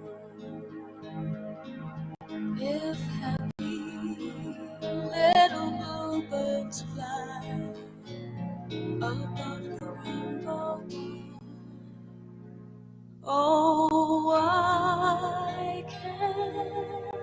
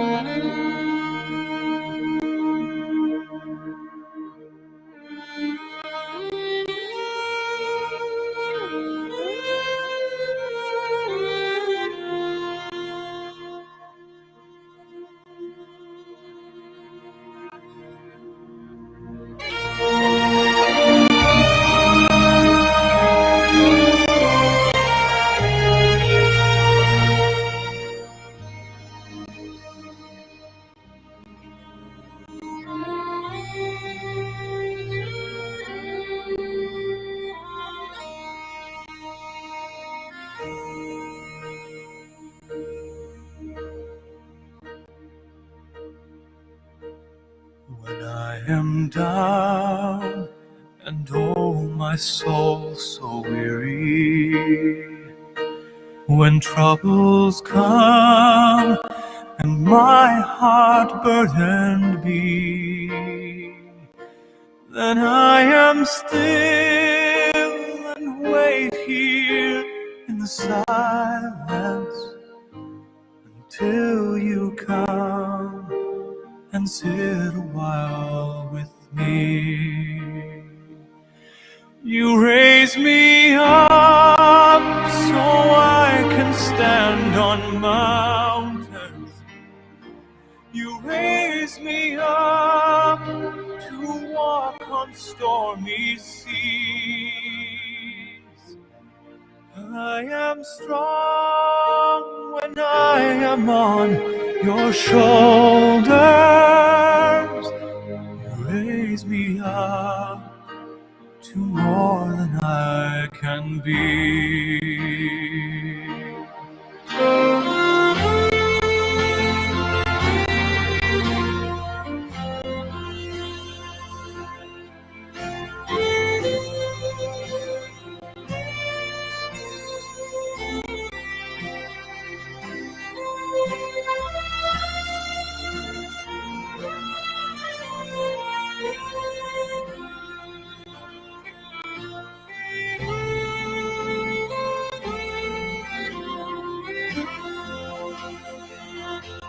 You raise me up so I can stand on mountains. You raise me up to walk on stormy seas. I am strong when I am on your shoulders. You raise me up to more than I can be.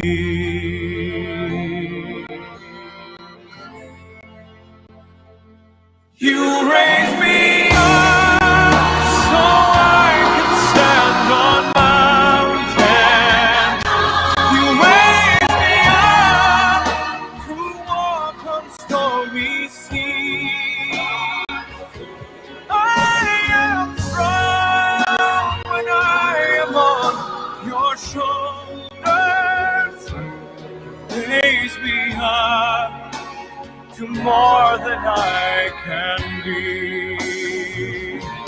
You raise me up so I can stand on mountains. You raise me up to walk on stormy seas.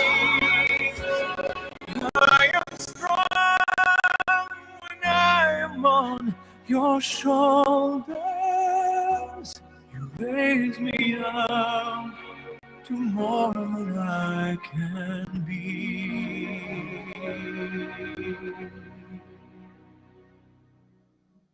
You raise me up to more than I can be.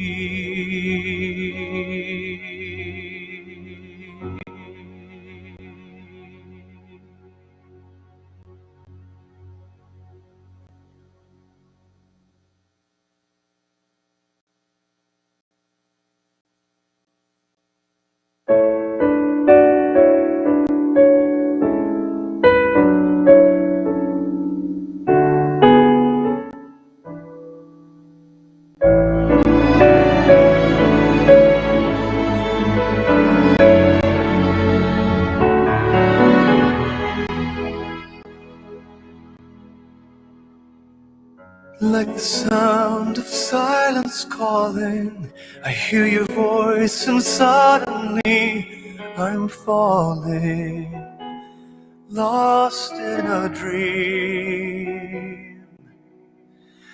Like the echoes of our souls are meeting, you say those words, my heart stops beating. I wonder what it means. What could it be that comes over me at times I can't move. At times I can hardly breathe. When you say you love me, the world goes still, so still inside. And when you say you love me, for a moment there's no one else alive.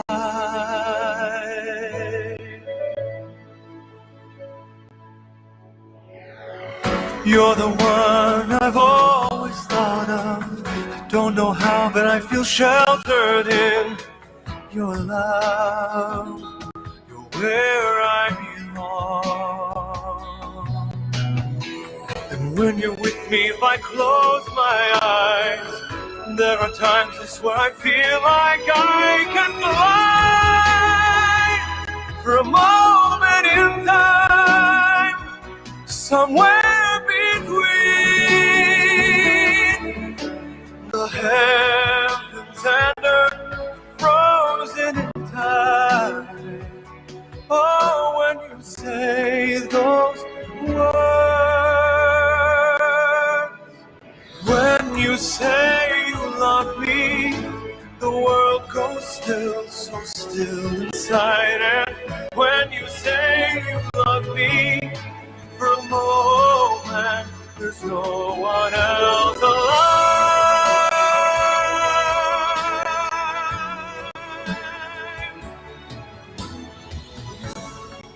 And this journey that we're on, how far we've come and died, celebrate every moment.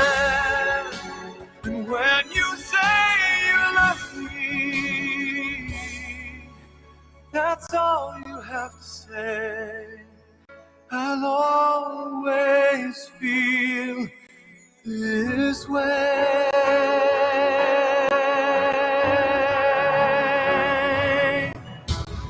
When you say you love me, the world goes still, so still inside. And when you say you love me, in that moment, I know why I'm alive.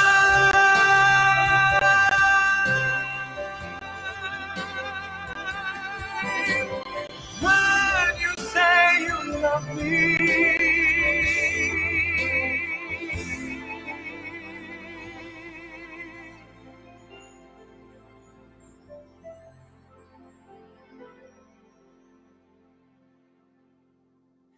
when you say you love me, do you know how I love you?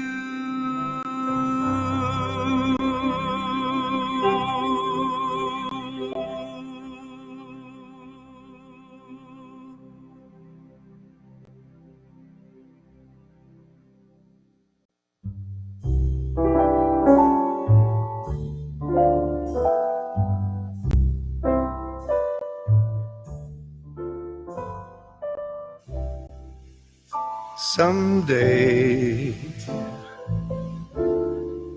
when I'm awfully low, when the world is cold, I will feel a glow just thinking of you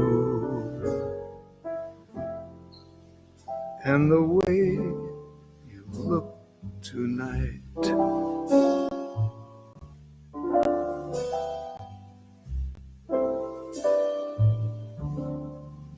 Oh, but you're lovely.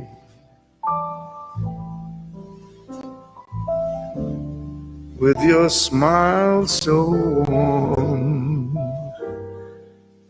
and your cheek so soft, there is nothing for me but to love you. Just the way you look tonight.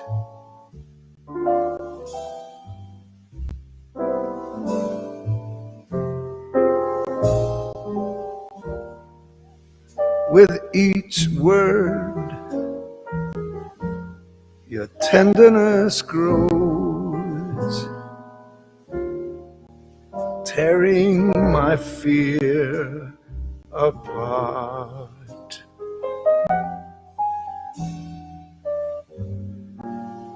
And that laugh that wrinkles your nose touches my foolish heart.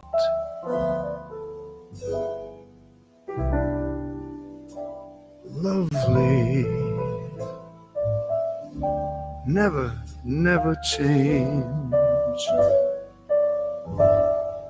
Keep that breathless charm. Won't you please arrange it? 'Cause I love you just the way you look tonight.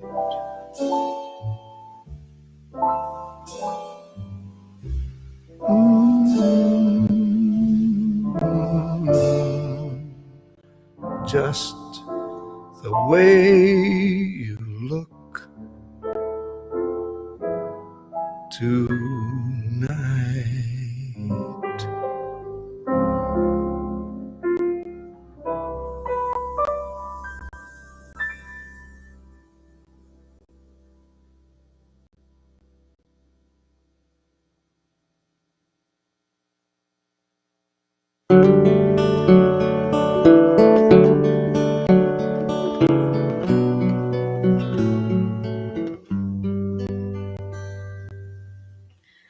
Lying in my bed, I hear the clock ticking, think of you, turning in circles. Confusion is nothing new. Flashback to warm nights almost left behind. A suitcase of memories. Time after sometimes you picture me. I'm walking too far ahead. You're calling to me. I can't hear what you have said, and you say go slow. I fall behind. The second hand unwinds. If you're lost, you can look and you will find me time after time. If you fall, I will catch you. I'll be waiting time after time. If you fall, I will catch you. I will be waiting time after time. Time after time.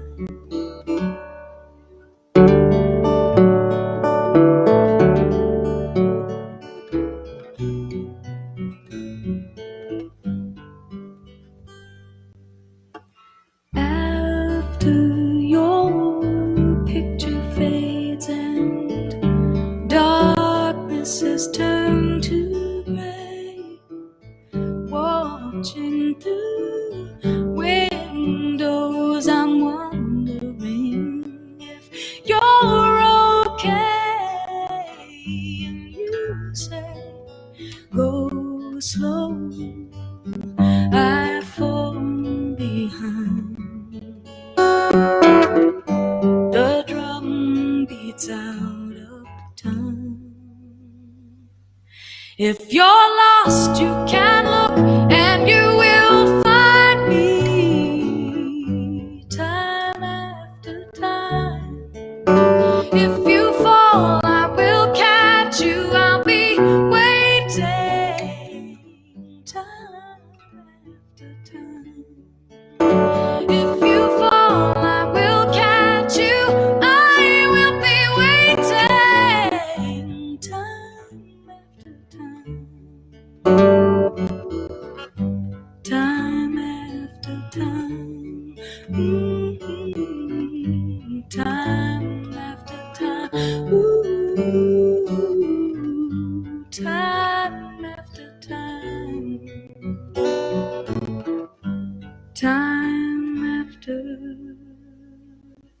time.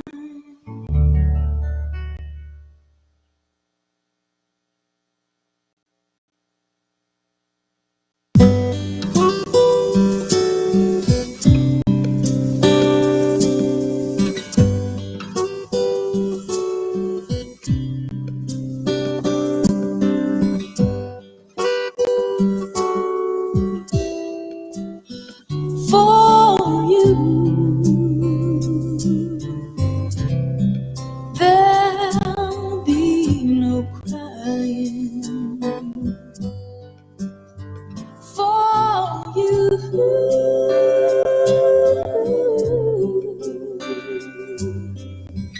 the sun will be shining, 'cause I feel that when I'm with you, it's alright. I know it's right. And the songbirds keep singing out there. Know the score,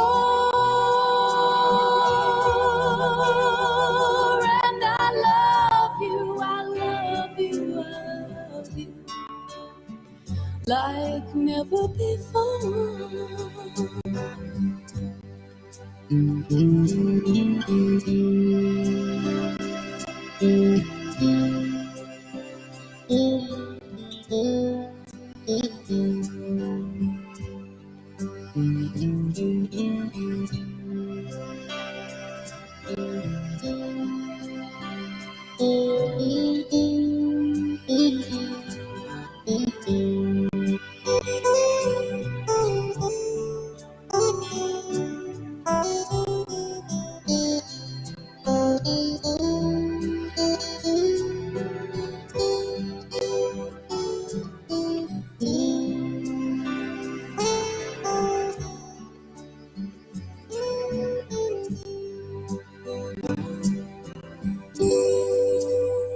To you, I would give the world.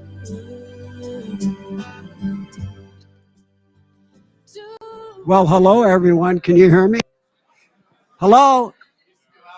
Oh, hello. Up, up, up. Okay. Keep eating. Keep drinking. This is the time to relax. We're going to have a little fun, okay? We're going to pass the mic around to anybody who wants to take it, who wants to say something nice about Nancy, okay? And we're going to start with Mr. Chris Basanti over here, my son-in-law. He's taller than me, but he's my right-hand man all the time. There you Didn't know I was going first, but that's all right. All right. Well, thank you everyone for coming. Most everyone here looks familiar, but for those people I don't know, my name's Chris Basanti, and I'm married to Courtney, Rick and Nancy's oldest daughter. I could sit here and really talk for hours and hours about, all the amazing times that we shared together as a family and all the memories that we built for myself over the last 13 years. But we don't have time for that, so I'm going to limit it to a couple of stories. And as some of you know, Courtney and I got married back in 2012. And it was a beautiful wedding at the Mountain Winery. And it was almost wholly made possible by Nancy. She practically planned the entire thing. There's been a lot of talk about her loving events, and she really, truly does love planning events. And she does a really good job. So before that could happen, I had to propose to Courtney. So naturally, I called up Rick and I asked him if I could go over and have a chat with him and Nancy. So I went over that night. I explained everything to them. I asked for their daughter's hand in marriage. And luckily, surprisingly, they said yes. So I let them know. I said, hey, over the next couple of weeks, I'm going to be planning the details of the proposal. Once I have everything ironed out, I'll give you a call, I'll fill you in. So it was great. I left. I was feeling on top of the world. And I don't know, maybe it was like a day and a half later, I get a phone call from Nancy. So my phone rings and I answer it, and I'm thinking in my head, like, maybe Courtney knows, maybe the surprise is ruined, maybe something's wrong. So I answered, and it's Nancy. Hey, Nance. Hey, Chris. She goes, hey, so I was checking the availability for the Mountain Winery, and I'm thinking in my head, I'm like, are we going wine tasting or are we going to lunch? What's going on here? She goes, yeah, the venue is really booking up for next year, and I was wondering, when are you actually going to propose? And I'm, in my head, I'm like, well, it's been 24 hours. I don't know. Can you give me a week?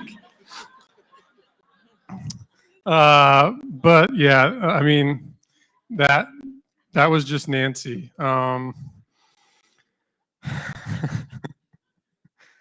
She loved family. She loved making everything so special, especially for her children. And I can only imagine that, she had been waiting to plan her daughter's wedding, from the moment she was born. I can also imagine that she probably had the Mountain Winery website pulled up the second I closed the door and left that night. But she always planned the most special trips, the most special dinners, and events. And she really just wanted everyone around her to feel special and feel loved. And, the occasional pat on the back, letting her know how good of a job she had done, was also welcomed and warmly received. And something that, is incredible about Nancy is that she really never deviated from that, like truly never deviated from that. And it was the day before she passed, and we were all in the hospital room with her. And we had been stretching the visitation rules because of COVID. They allowed 2 people in the room, and we had 7 people in the room for over 24 hours. Which is a big no-no, but they're just kind of letting us do our thing. And then it came to the point where the nurse came in the room and let us know that some people had to go. So naturally, Ryan and I volunteered to leave. So, the 3 children and her husband, Rick, could stay in the room. And so during this, while this was all happening, we thought Nancy was asleep. She was, on a ton of medication. Her eyes were closed, and I didn't know that, she was listening. And all of a sudden, Planner Nancy popped up, and there she was on the bed, and her eyes open, and her head popped up, and she looked at me, and she started telling me like where the nearest lounge spots and cafeteria was, and she's like, "Oh yeah, there's like a really nice lounge downstairs, a big lounge. There's also a cafeteria, and if that's the trouble, there's a lounge on this floor." And I was just like, "Yeah, okay, Nance, thanks. We'll check it out. Thank you." And in my head, I'm like, "This woman is unbelievable. Like, she's literally on her deathbed, hours away from passing on, and she's still trying to make everyone around her feel comfortable and special, and make it easy on them." And that's just Nancy. She never deviated from who she was. And in the hospital room that night, her daughters were telling her, this isn't goodbye. This is just see you later. And yeah, I just can't wait till we can all see her later. So that's it.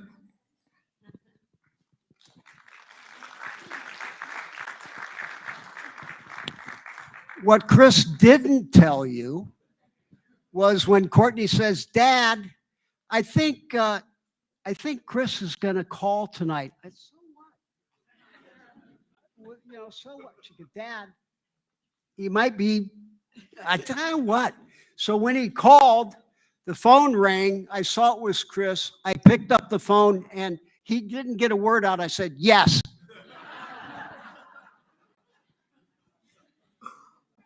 Where's the Kephart table? Here it is. My Kephart family. Let me see if I have it here. Uh-oh. You got it. Stand up.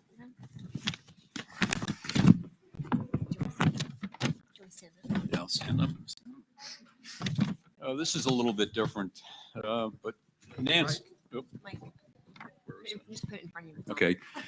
Nancy and Rick were married for 36 years, for better, for worse, in sickness and in health, until death do us part, are words that most marrying couples recite, but rarely think about until they come face to face with sickness hopefully many years after their wedding day.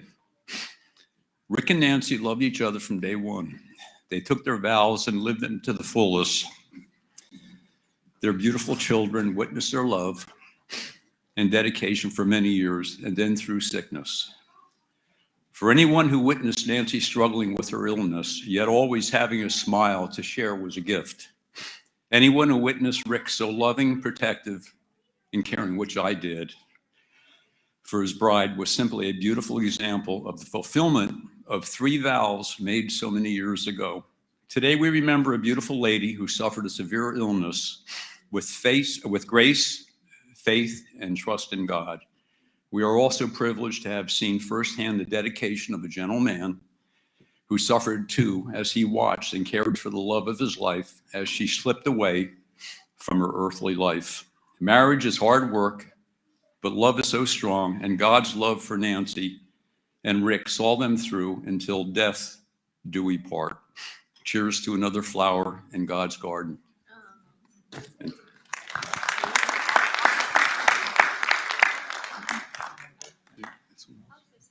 There you go. I don't have anything written down, but I have a lot from memory. As some of you know, Nancy and I were close our whole lives, and I'm her youngest sister. I think we're about 6 years apart, and I think it was right around when I was about 20 is really where we became very close sisters. And I was her maid of honor, even though I didn't live locally. But there was a point where we would talk sometimes twice, 3 times a day. And that went on for about 30 years. And she told me everything, right, including how her second date went with Rick Domich. I'll share some of it. She said she had a great time. She said he does talk a lot. And I said, if he's a nice guy, go on another date with him. That was a cute story. Getting back as the girls got older. So I was kind of Nancy's go-to person. We shared everything, every little secret, we shared it. And the girls are now entering their teen years. And as they talked about earlier, they were traveling down to Beverly Hills and going on trips, going to New York. And Nancy always got the big suites so the girls could sleep in. So she'd always call me while they were sleeping. And this is when they were maybe going through challenging years. And she's like, those brats, I'm just gonna kill them. They want this and that. And I'm like, you put your foot down. You bought them enough. They're not getting anything else. And she goes, yeah. And that was Nancy. Yeah. And so there was a period where the girls, again, had their friends, and maybe they didn't want to talk to Nancy all the time after they moved out. And then it started changing where I'd be on the phone with her, our morning call, and she's like, Diane, I gotta go. Whitney's on the other line. I'm like, well, tell her you're talking to me and you'll call her back. But that didn't happen anymore. So as the girls got older, they became Nancy's best friend. And I had to step to the side a little bit, but I still got to hear all the stories. I'm Karen, 4 years younger than Nancy, I think it is. I want to make a remark about something Rick said about Nancy being sorry she didn't go to her high school graduation. Well, Nancy was kind of the boss of us, and we all really listened to what she had to say. So those were the days, they were kind of the hippie days, and it wasn't cool to go to your graduation. So she told me, Karen, you're not going to be in your junior high graduation. And I listened to her. And then came, Karen, you're not going to be in your high school graduation. So I didn't go to my graduation either. And I sat with Tammy at her graduation. We watched from the stands where she should have been in also. But we listened to Nancy because she was the coolest. So one more thing about Courtney wanting to be a hairdresser. Nancy called me up one night and begged me to talk Courtney out of being a hairdresser. She wanted her to be the lawyer. And she said, please tell Courtney all the downsides of being a hairdresser. And I said, Nancy, Courtney has a gift and she's going to go far because she's a natural. So. That's okay. No, nobody? This table? Chris? Yeah. I just have a silly story from childhood. I stayed the night over. Well, so I'm Nancy's niece, and we always lived in Oregon, so we didn't get a whole lot of time.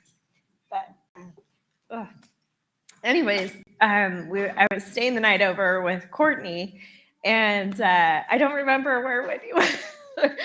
But we were young, and I remember Nancy filling the bathtub up all the way. And I got in, and I was like, wow, we only get like 2 inches of water at home.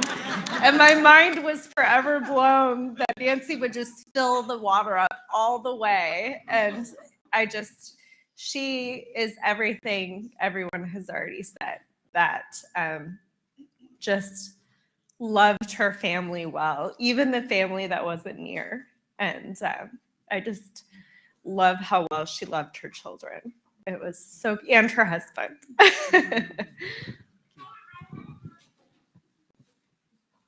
This thing doesn't bite. Okay. Hello, everybody. My name is Jim Cortese, and I had the pleasure of being Nancy's manager at Old Republic Title for many years, as was Ramsey here to my left. And first of all, the services were beautiful, Richard.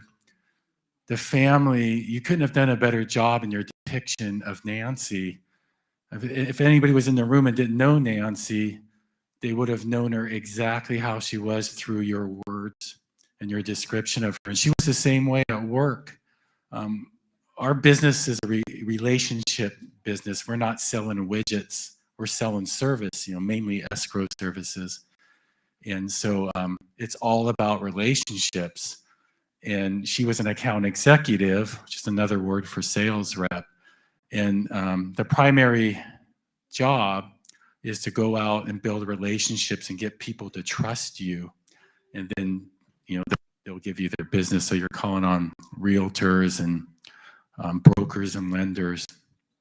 And everybody has their niche in our business. So when you're out in sales, it might be maybe, the funky clothes you wear, or the networking, you might be a social butterfly, or you might just be just a title guru, and that's why people are attracted to you.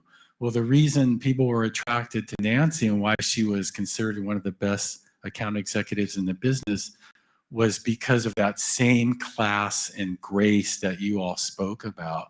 That was her niche. So and it was beautiful because think about it, those were the clients she would attract, and that's what you wanted to attract.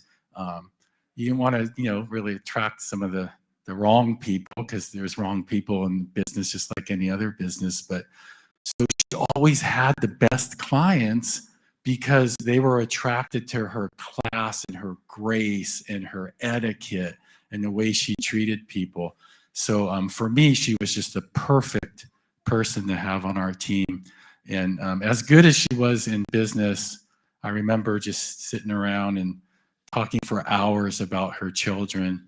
I have 2 daughters. Lisa and I have 2 daughters. Ramsey has 2 daughters. And so we had so much in common, and we would just laugh. And the one part of her personality that I don't know if a lot of people understand is her sense of humor. She was a very funny woman. And that's why her and I hit it off, because sometimes she would be the only one that would laugh at my jokes. So it'd be a room like this, I would tell a joke, and it would be like, when you're in a movie theater, you're the only one that would laugh. Sometimes Nancy would be the only one that would laugh. I'd say, right on, Nancy. But just a classy woman, and we will miss her. And there is no doubt in my mind her spirit will walk the halls of Old Republic Title as long as we're around. So thank you. Thank you. Very gracious. Appreciate it very much. Nancy dealt with what some of you might say are really some high-powered women in the real estate industry. They would shred a lot of people. But Nancy had that graciousness. She could get along with anyone. She got along with me 36 years. But she could get along with anyone, and that was a real talent. And I want to say thank you to Ramsey, too, for coming, and your lovely wife. Nice to meet you. Anyone else want to do some?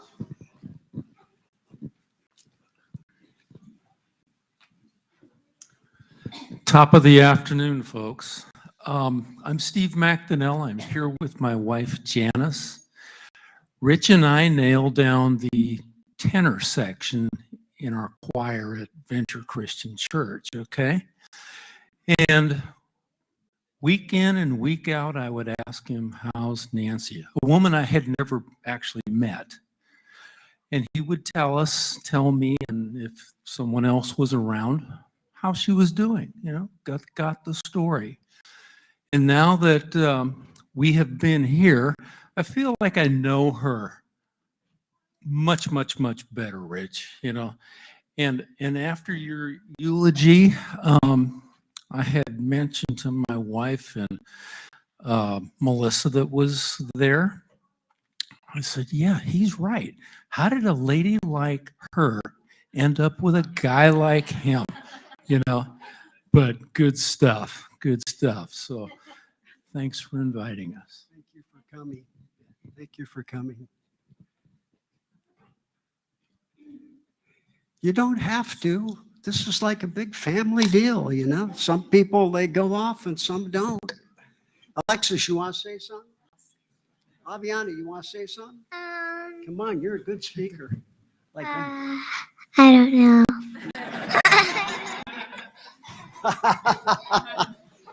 Okay. Well, if anyone raises a hand, I'll be happy to do it. And if not, there's some. Elena, this is my son, Chris Basanti's daughter. Elena, who's very popular with my wife. She gets the parties going whenever. I'm his sister, but he's like my dad, so it's fun. I don't have a big, long story to tell, but Nancy was just the fiercest woman, and I just want to be her when I grow up. Her hair, I was obsessed with. I remember when you guys were talking about doing it, and there was back and forth, like, should you go? Should you just let it go? And I was always about, let it go. It's going to look awesome. And I just thought it was the most stunning thing, and it matched personality so well. And my favorite memories are really little with her. It's just always been at the holidays. We would have these big holiday things, and we were always having games and fun, and everybody was laughing. And Nancy and I would just sit in a corner and share some dry humor and just laugh to ourselves. And it was always, that was just my favorite memory of her.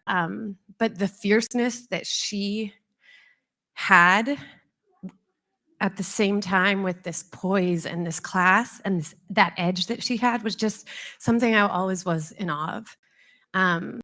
To carry yourself in such a way where you were so loving and so kind, but so quick and sharp, and would just make a comment that would just kind of throw you off your feet. And I love that about her. So that's my favorite thing about Nancy. Thank you. I want to say one of the proudest things that Nancy and I were proud of was our son-in-laws, Chris Basanti and Ryan Scripps. Folks, when your kids marry the right person, wow, everything gets better. Your whole family gets stronger. You have a lot more fun. You have a lot more strength given to you. Sharon's been doing souffles for me. The Basantis fed Nancy and I for weeks. We've had so much love and that. And again, it just comes down to the family. Now, some of you are thinking, And a lot of friends have told us, boy, were you lucky. No. I went out when the girls were about 14. Every morning I go out to get the paper. I say a little prayer. Thank you, Lord. Everybody's safe, sound. We're doing good. I went out, I think Courtney was about 14. And I went out on the front porch and I go, their husbands are alive right now. They're somewhere in the world. They might be in Egypt. They might be in Britain. How do I know? Maybe they're in who knows where, okay? I started praying from that day. Well, I'm not praying anymore. They're both married. But I prayed every single day for years. And these last months, Nancy and I go, we didn't do so bad, did we? We got two guys. We love their families. They love us. The Basantes, Robert and Susie. And I don't know where Sharon, that's another part of it. There they are. Sharon and Bob and family. In any event, so I want to encourage all you, do the same thing. Don't work. Luck, are you kidding? You can throw some dice in a corner or something like that? No. You pray about it. God answers prayer, and in a very good way. Okay, who wants to say something? Ah, there's a young lady here. Hello, my name is Erin, and I grew up right up the street from the Domich family, and I always looked up to Courtney and little Whitney, love her, and something that really always touched me with your family is just how amazing they were and welcoming, and truly my favorite friends of family, and I just absolutely, Nancy and I really loved our bond of theater as well with Court and celebrities especially. And I always really envied actually the relationship that Courtney and Whitney had with her mother because it was just so special. And I really, truly, I one day hope to be able to have that with my children. Also known as Cassie from the play A Chorus Line in high school. She was spectacular. I went to all 6 performances because Courtney and Whitney ran them. Wow. Thank you. My name is Alaya. I'm Ariana's mother. And Nancy has a very, very special place in my heart. I was a mom at home, raising 3 babies, getting pregnant 3 times, giving birth every 2 years. And I wanted to stay with my children, but at the same time, I was finishing up my credentialing program to become a teacher. Whitney and Ariana were in the same kindergarten class, so Nancy would call and say, you know, Whitney really likes Ariana to come over. Is that okay? And I would say, yes, I'll pick her up around 12:30. She says, yeah, you can come a little later. So through that little bit of interaction, we got to know each other a little better. And I said to her that I just finished my credentialing program, but I can't even think about going back to work because this school ends so early. And I have to be at work sometimes till 3, 3:30, 4 o'clock. And she said, oh, she can come over and stay with us, with Whitney at our house. And I said, are you kidding me? Really? Is that okay? She said, oh yeah, we have a babysitter. So she graciously offered her babysitter to take care of Ariana too until I got back home to pick her up from their house. And I said, I'd be happy to pay whatever amount of money that this is. She says, oh no, don't worry about it. She's here already. So all of the things that you shared about what a career woman she was and how she wanted to spread her wings and explore different fields, now it makes sense to me how she was willing to say, you know what, go on with what you have to do. We take care of Ariana. So I am very appreciative about that. And I think if she wanted to say something here, she would say, don't stand there and cry. Because I'm not there. I did not die. Thank you.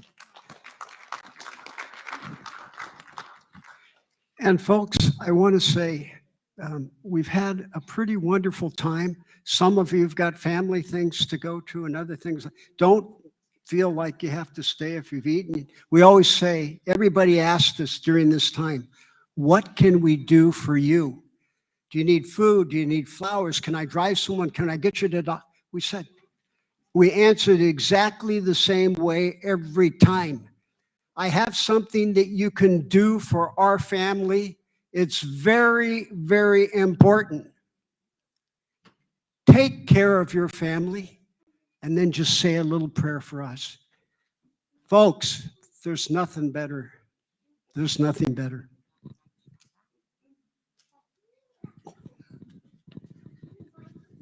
Here's Grandma Susie Basanti, who I happen to love. Oh, thank you. When I met Courtney and she was going out with Chris, you know, when your kids go out with somebody, you don't know if they're going to marry them or not. So you try not to get too close just to avoid getting hurt because they were such a nice family. And I think from the first time we met you, they were over for Christmas or something. We had parties, they came over. And Nancy would call me and ask to go out to lunch. But I was worried that I like Nancy so much that if they broke up, I'd be brokenhearted. So I kept making excuses. And then finally one day I just went up to her and I apologized. And I said, I'm sorry, Nancy. I just thought maybe they wouldn't last. And then it'd be one more friend I have to lose. She's just, I can't explain, but she's just a lovely person. I don't think I've ever seen any negative or bad side of Nancy. And if you want to have co-in-laws, they're great co-in-laws. I also prayed for my children's wife, spouses, and husband. He answered with Courtney. Still waiting. Good lady. But I used to do that every night. I put them to bed and then we'd pray for their spouse. It was a little weird, but I think it's a good practice. Pray for your children, pray for their future. And I think all of this is like God arranged. Yeah. So I just, I miss Nancy. Thank you.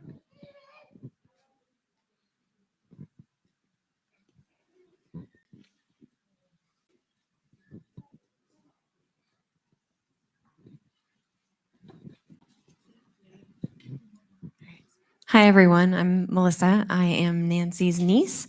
My mom was Bernie, Nancy's sister. If you know Bernie, maybe some of you professionally for a bit, because she worked with her. Nancy got her a job at Old Republic, I believe. I have a lot of stories about Nance from growing up. She was always, we have a big, kind of crazy family. Are you guys offended? I mean, no? Okay. But Nancy was always like the calm one, the controlled one, the poised one, especially with the girls. And she's someone that my mom respected and actually listened to, which is crazy because she didn't listen to anybody, but she listened to Nancy. They were very, very close. Nancy, like I said, was always very calm and poised, and I loved hanging out with her at family events.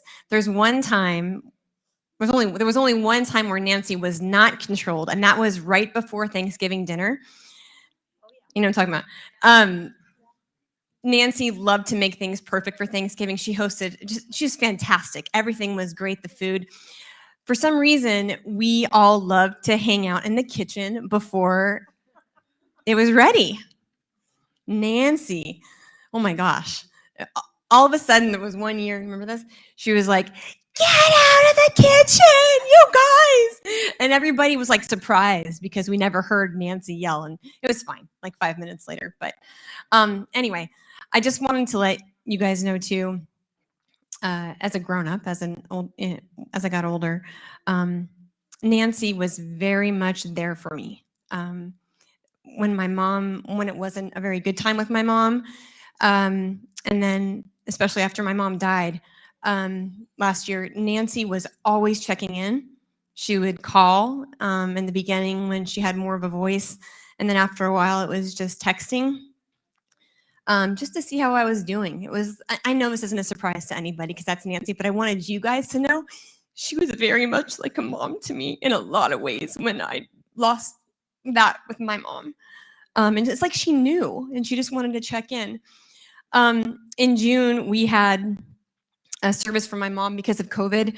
It was delayed, so we chartered a boat off of Monterey, and we had some family go, and I knew that Rick was going to do the eulogy, and we were trying to get a link for Nancy to watch at home and others who couldn't make it. And so we're driving into the parking lot that day, and I see Rick parked, and I saw an oxygen tank, and I'm like, why does Rick need an oxygen tank? And we get around the corner, and Nancy's there. I know some of the family knew that she was going, but I didn't know that she was going to make it, and it was like the most amazing surprise. She was there to honor my mom, but I feel like it was about seeing family. She wasn't doing as well, and I knew it was a lot for her to get there, to get on a boat. We had to carry, like, she never once complained, and I know she loved being there. And that was the last time I saw Nance. But I wanted you guys to know how much I love her so much and how much I'm going to miss her. Thanks. Thank you, Melissa. Well, unless somebody has a very strong need to say more, I don't know what else we could do. We've kind of said it all. We pounded our hearts and souls. Did you want to speak? Okay. There's always one more. All the better. Let's talk to you, Richard. Yes, please. Okay. Yeah. Hi, my name's Michelle. I've met Nancy when I was 20 years old, 19 maybe.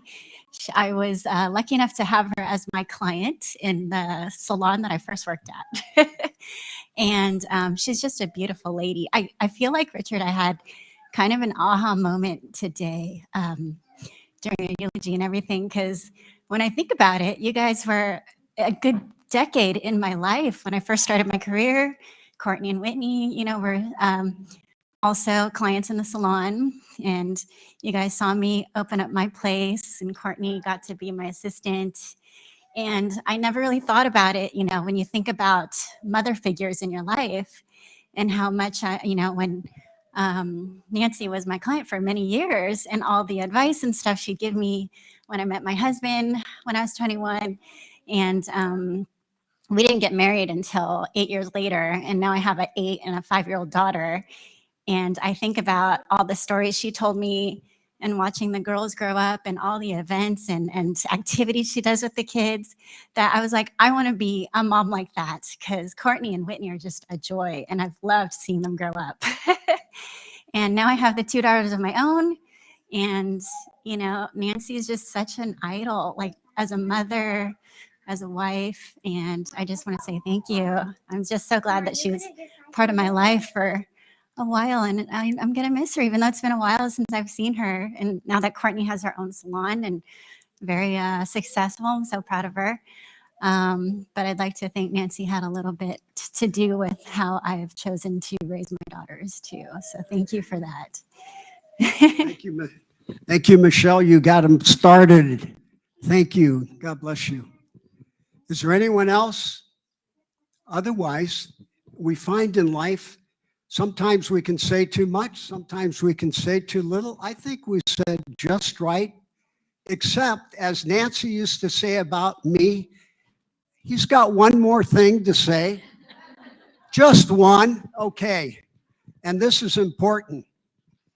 Whitney Kate Domich and Courtney Kate Domich. Their middle names after my grandmother, Katie Domich in Sacramento, Croatian immigrant, came to America.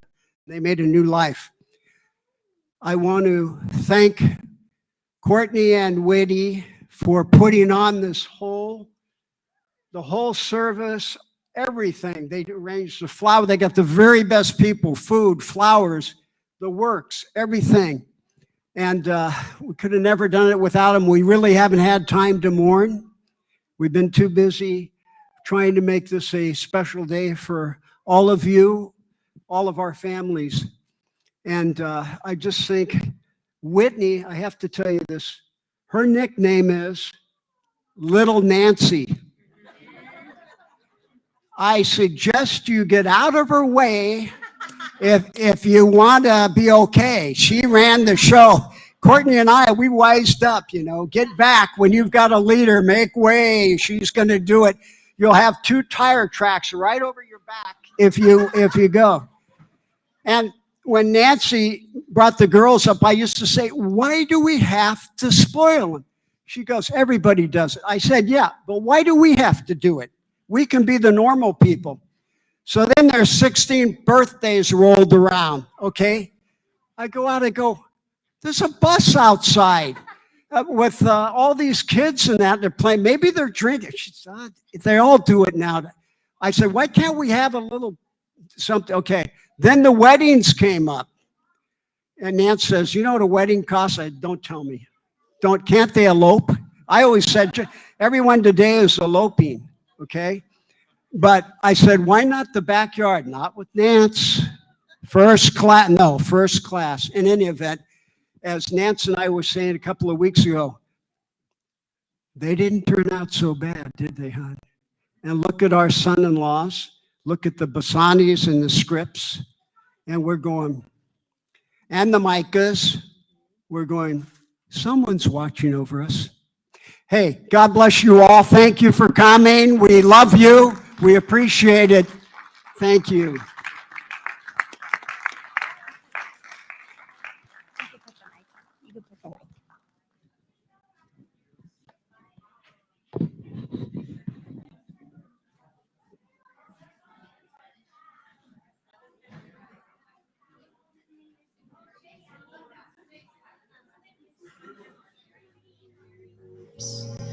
The summer kisses, the sunburned hands I used to hold since you went away. The days grow long and soon I'll hear old winter's song. But I miss you most of all, my darling.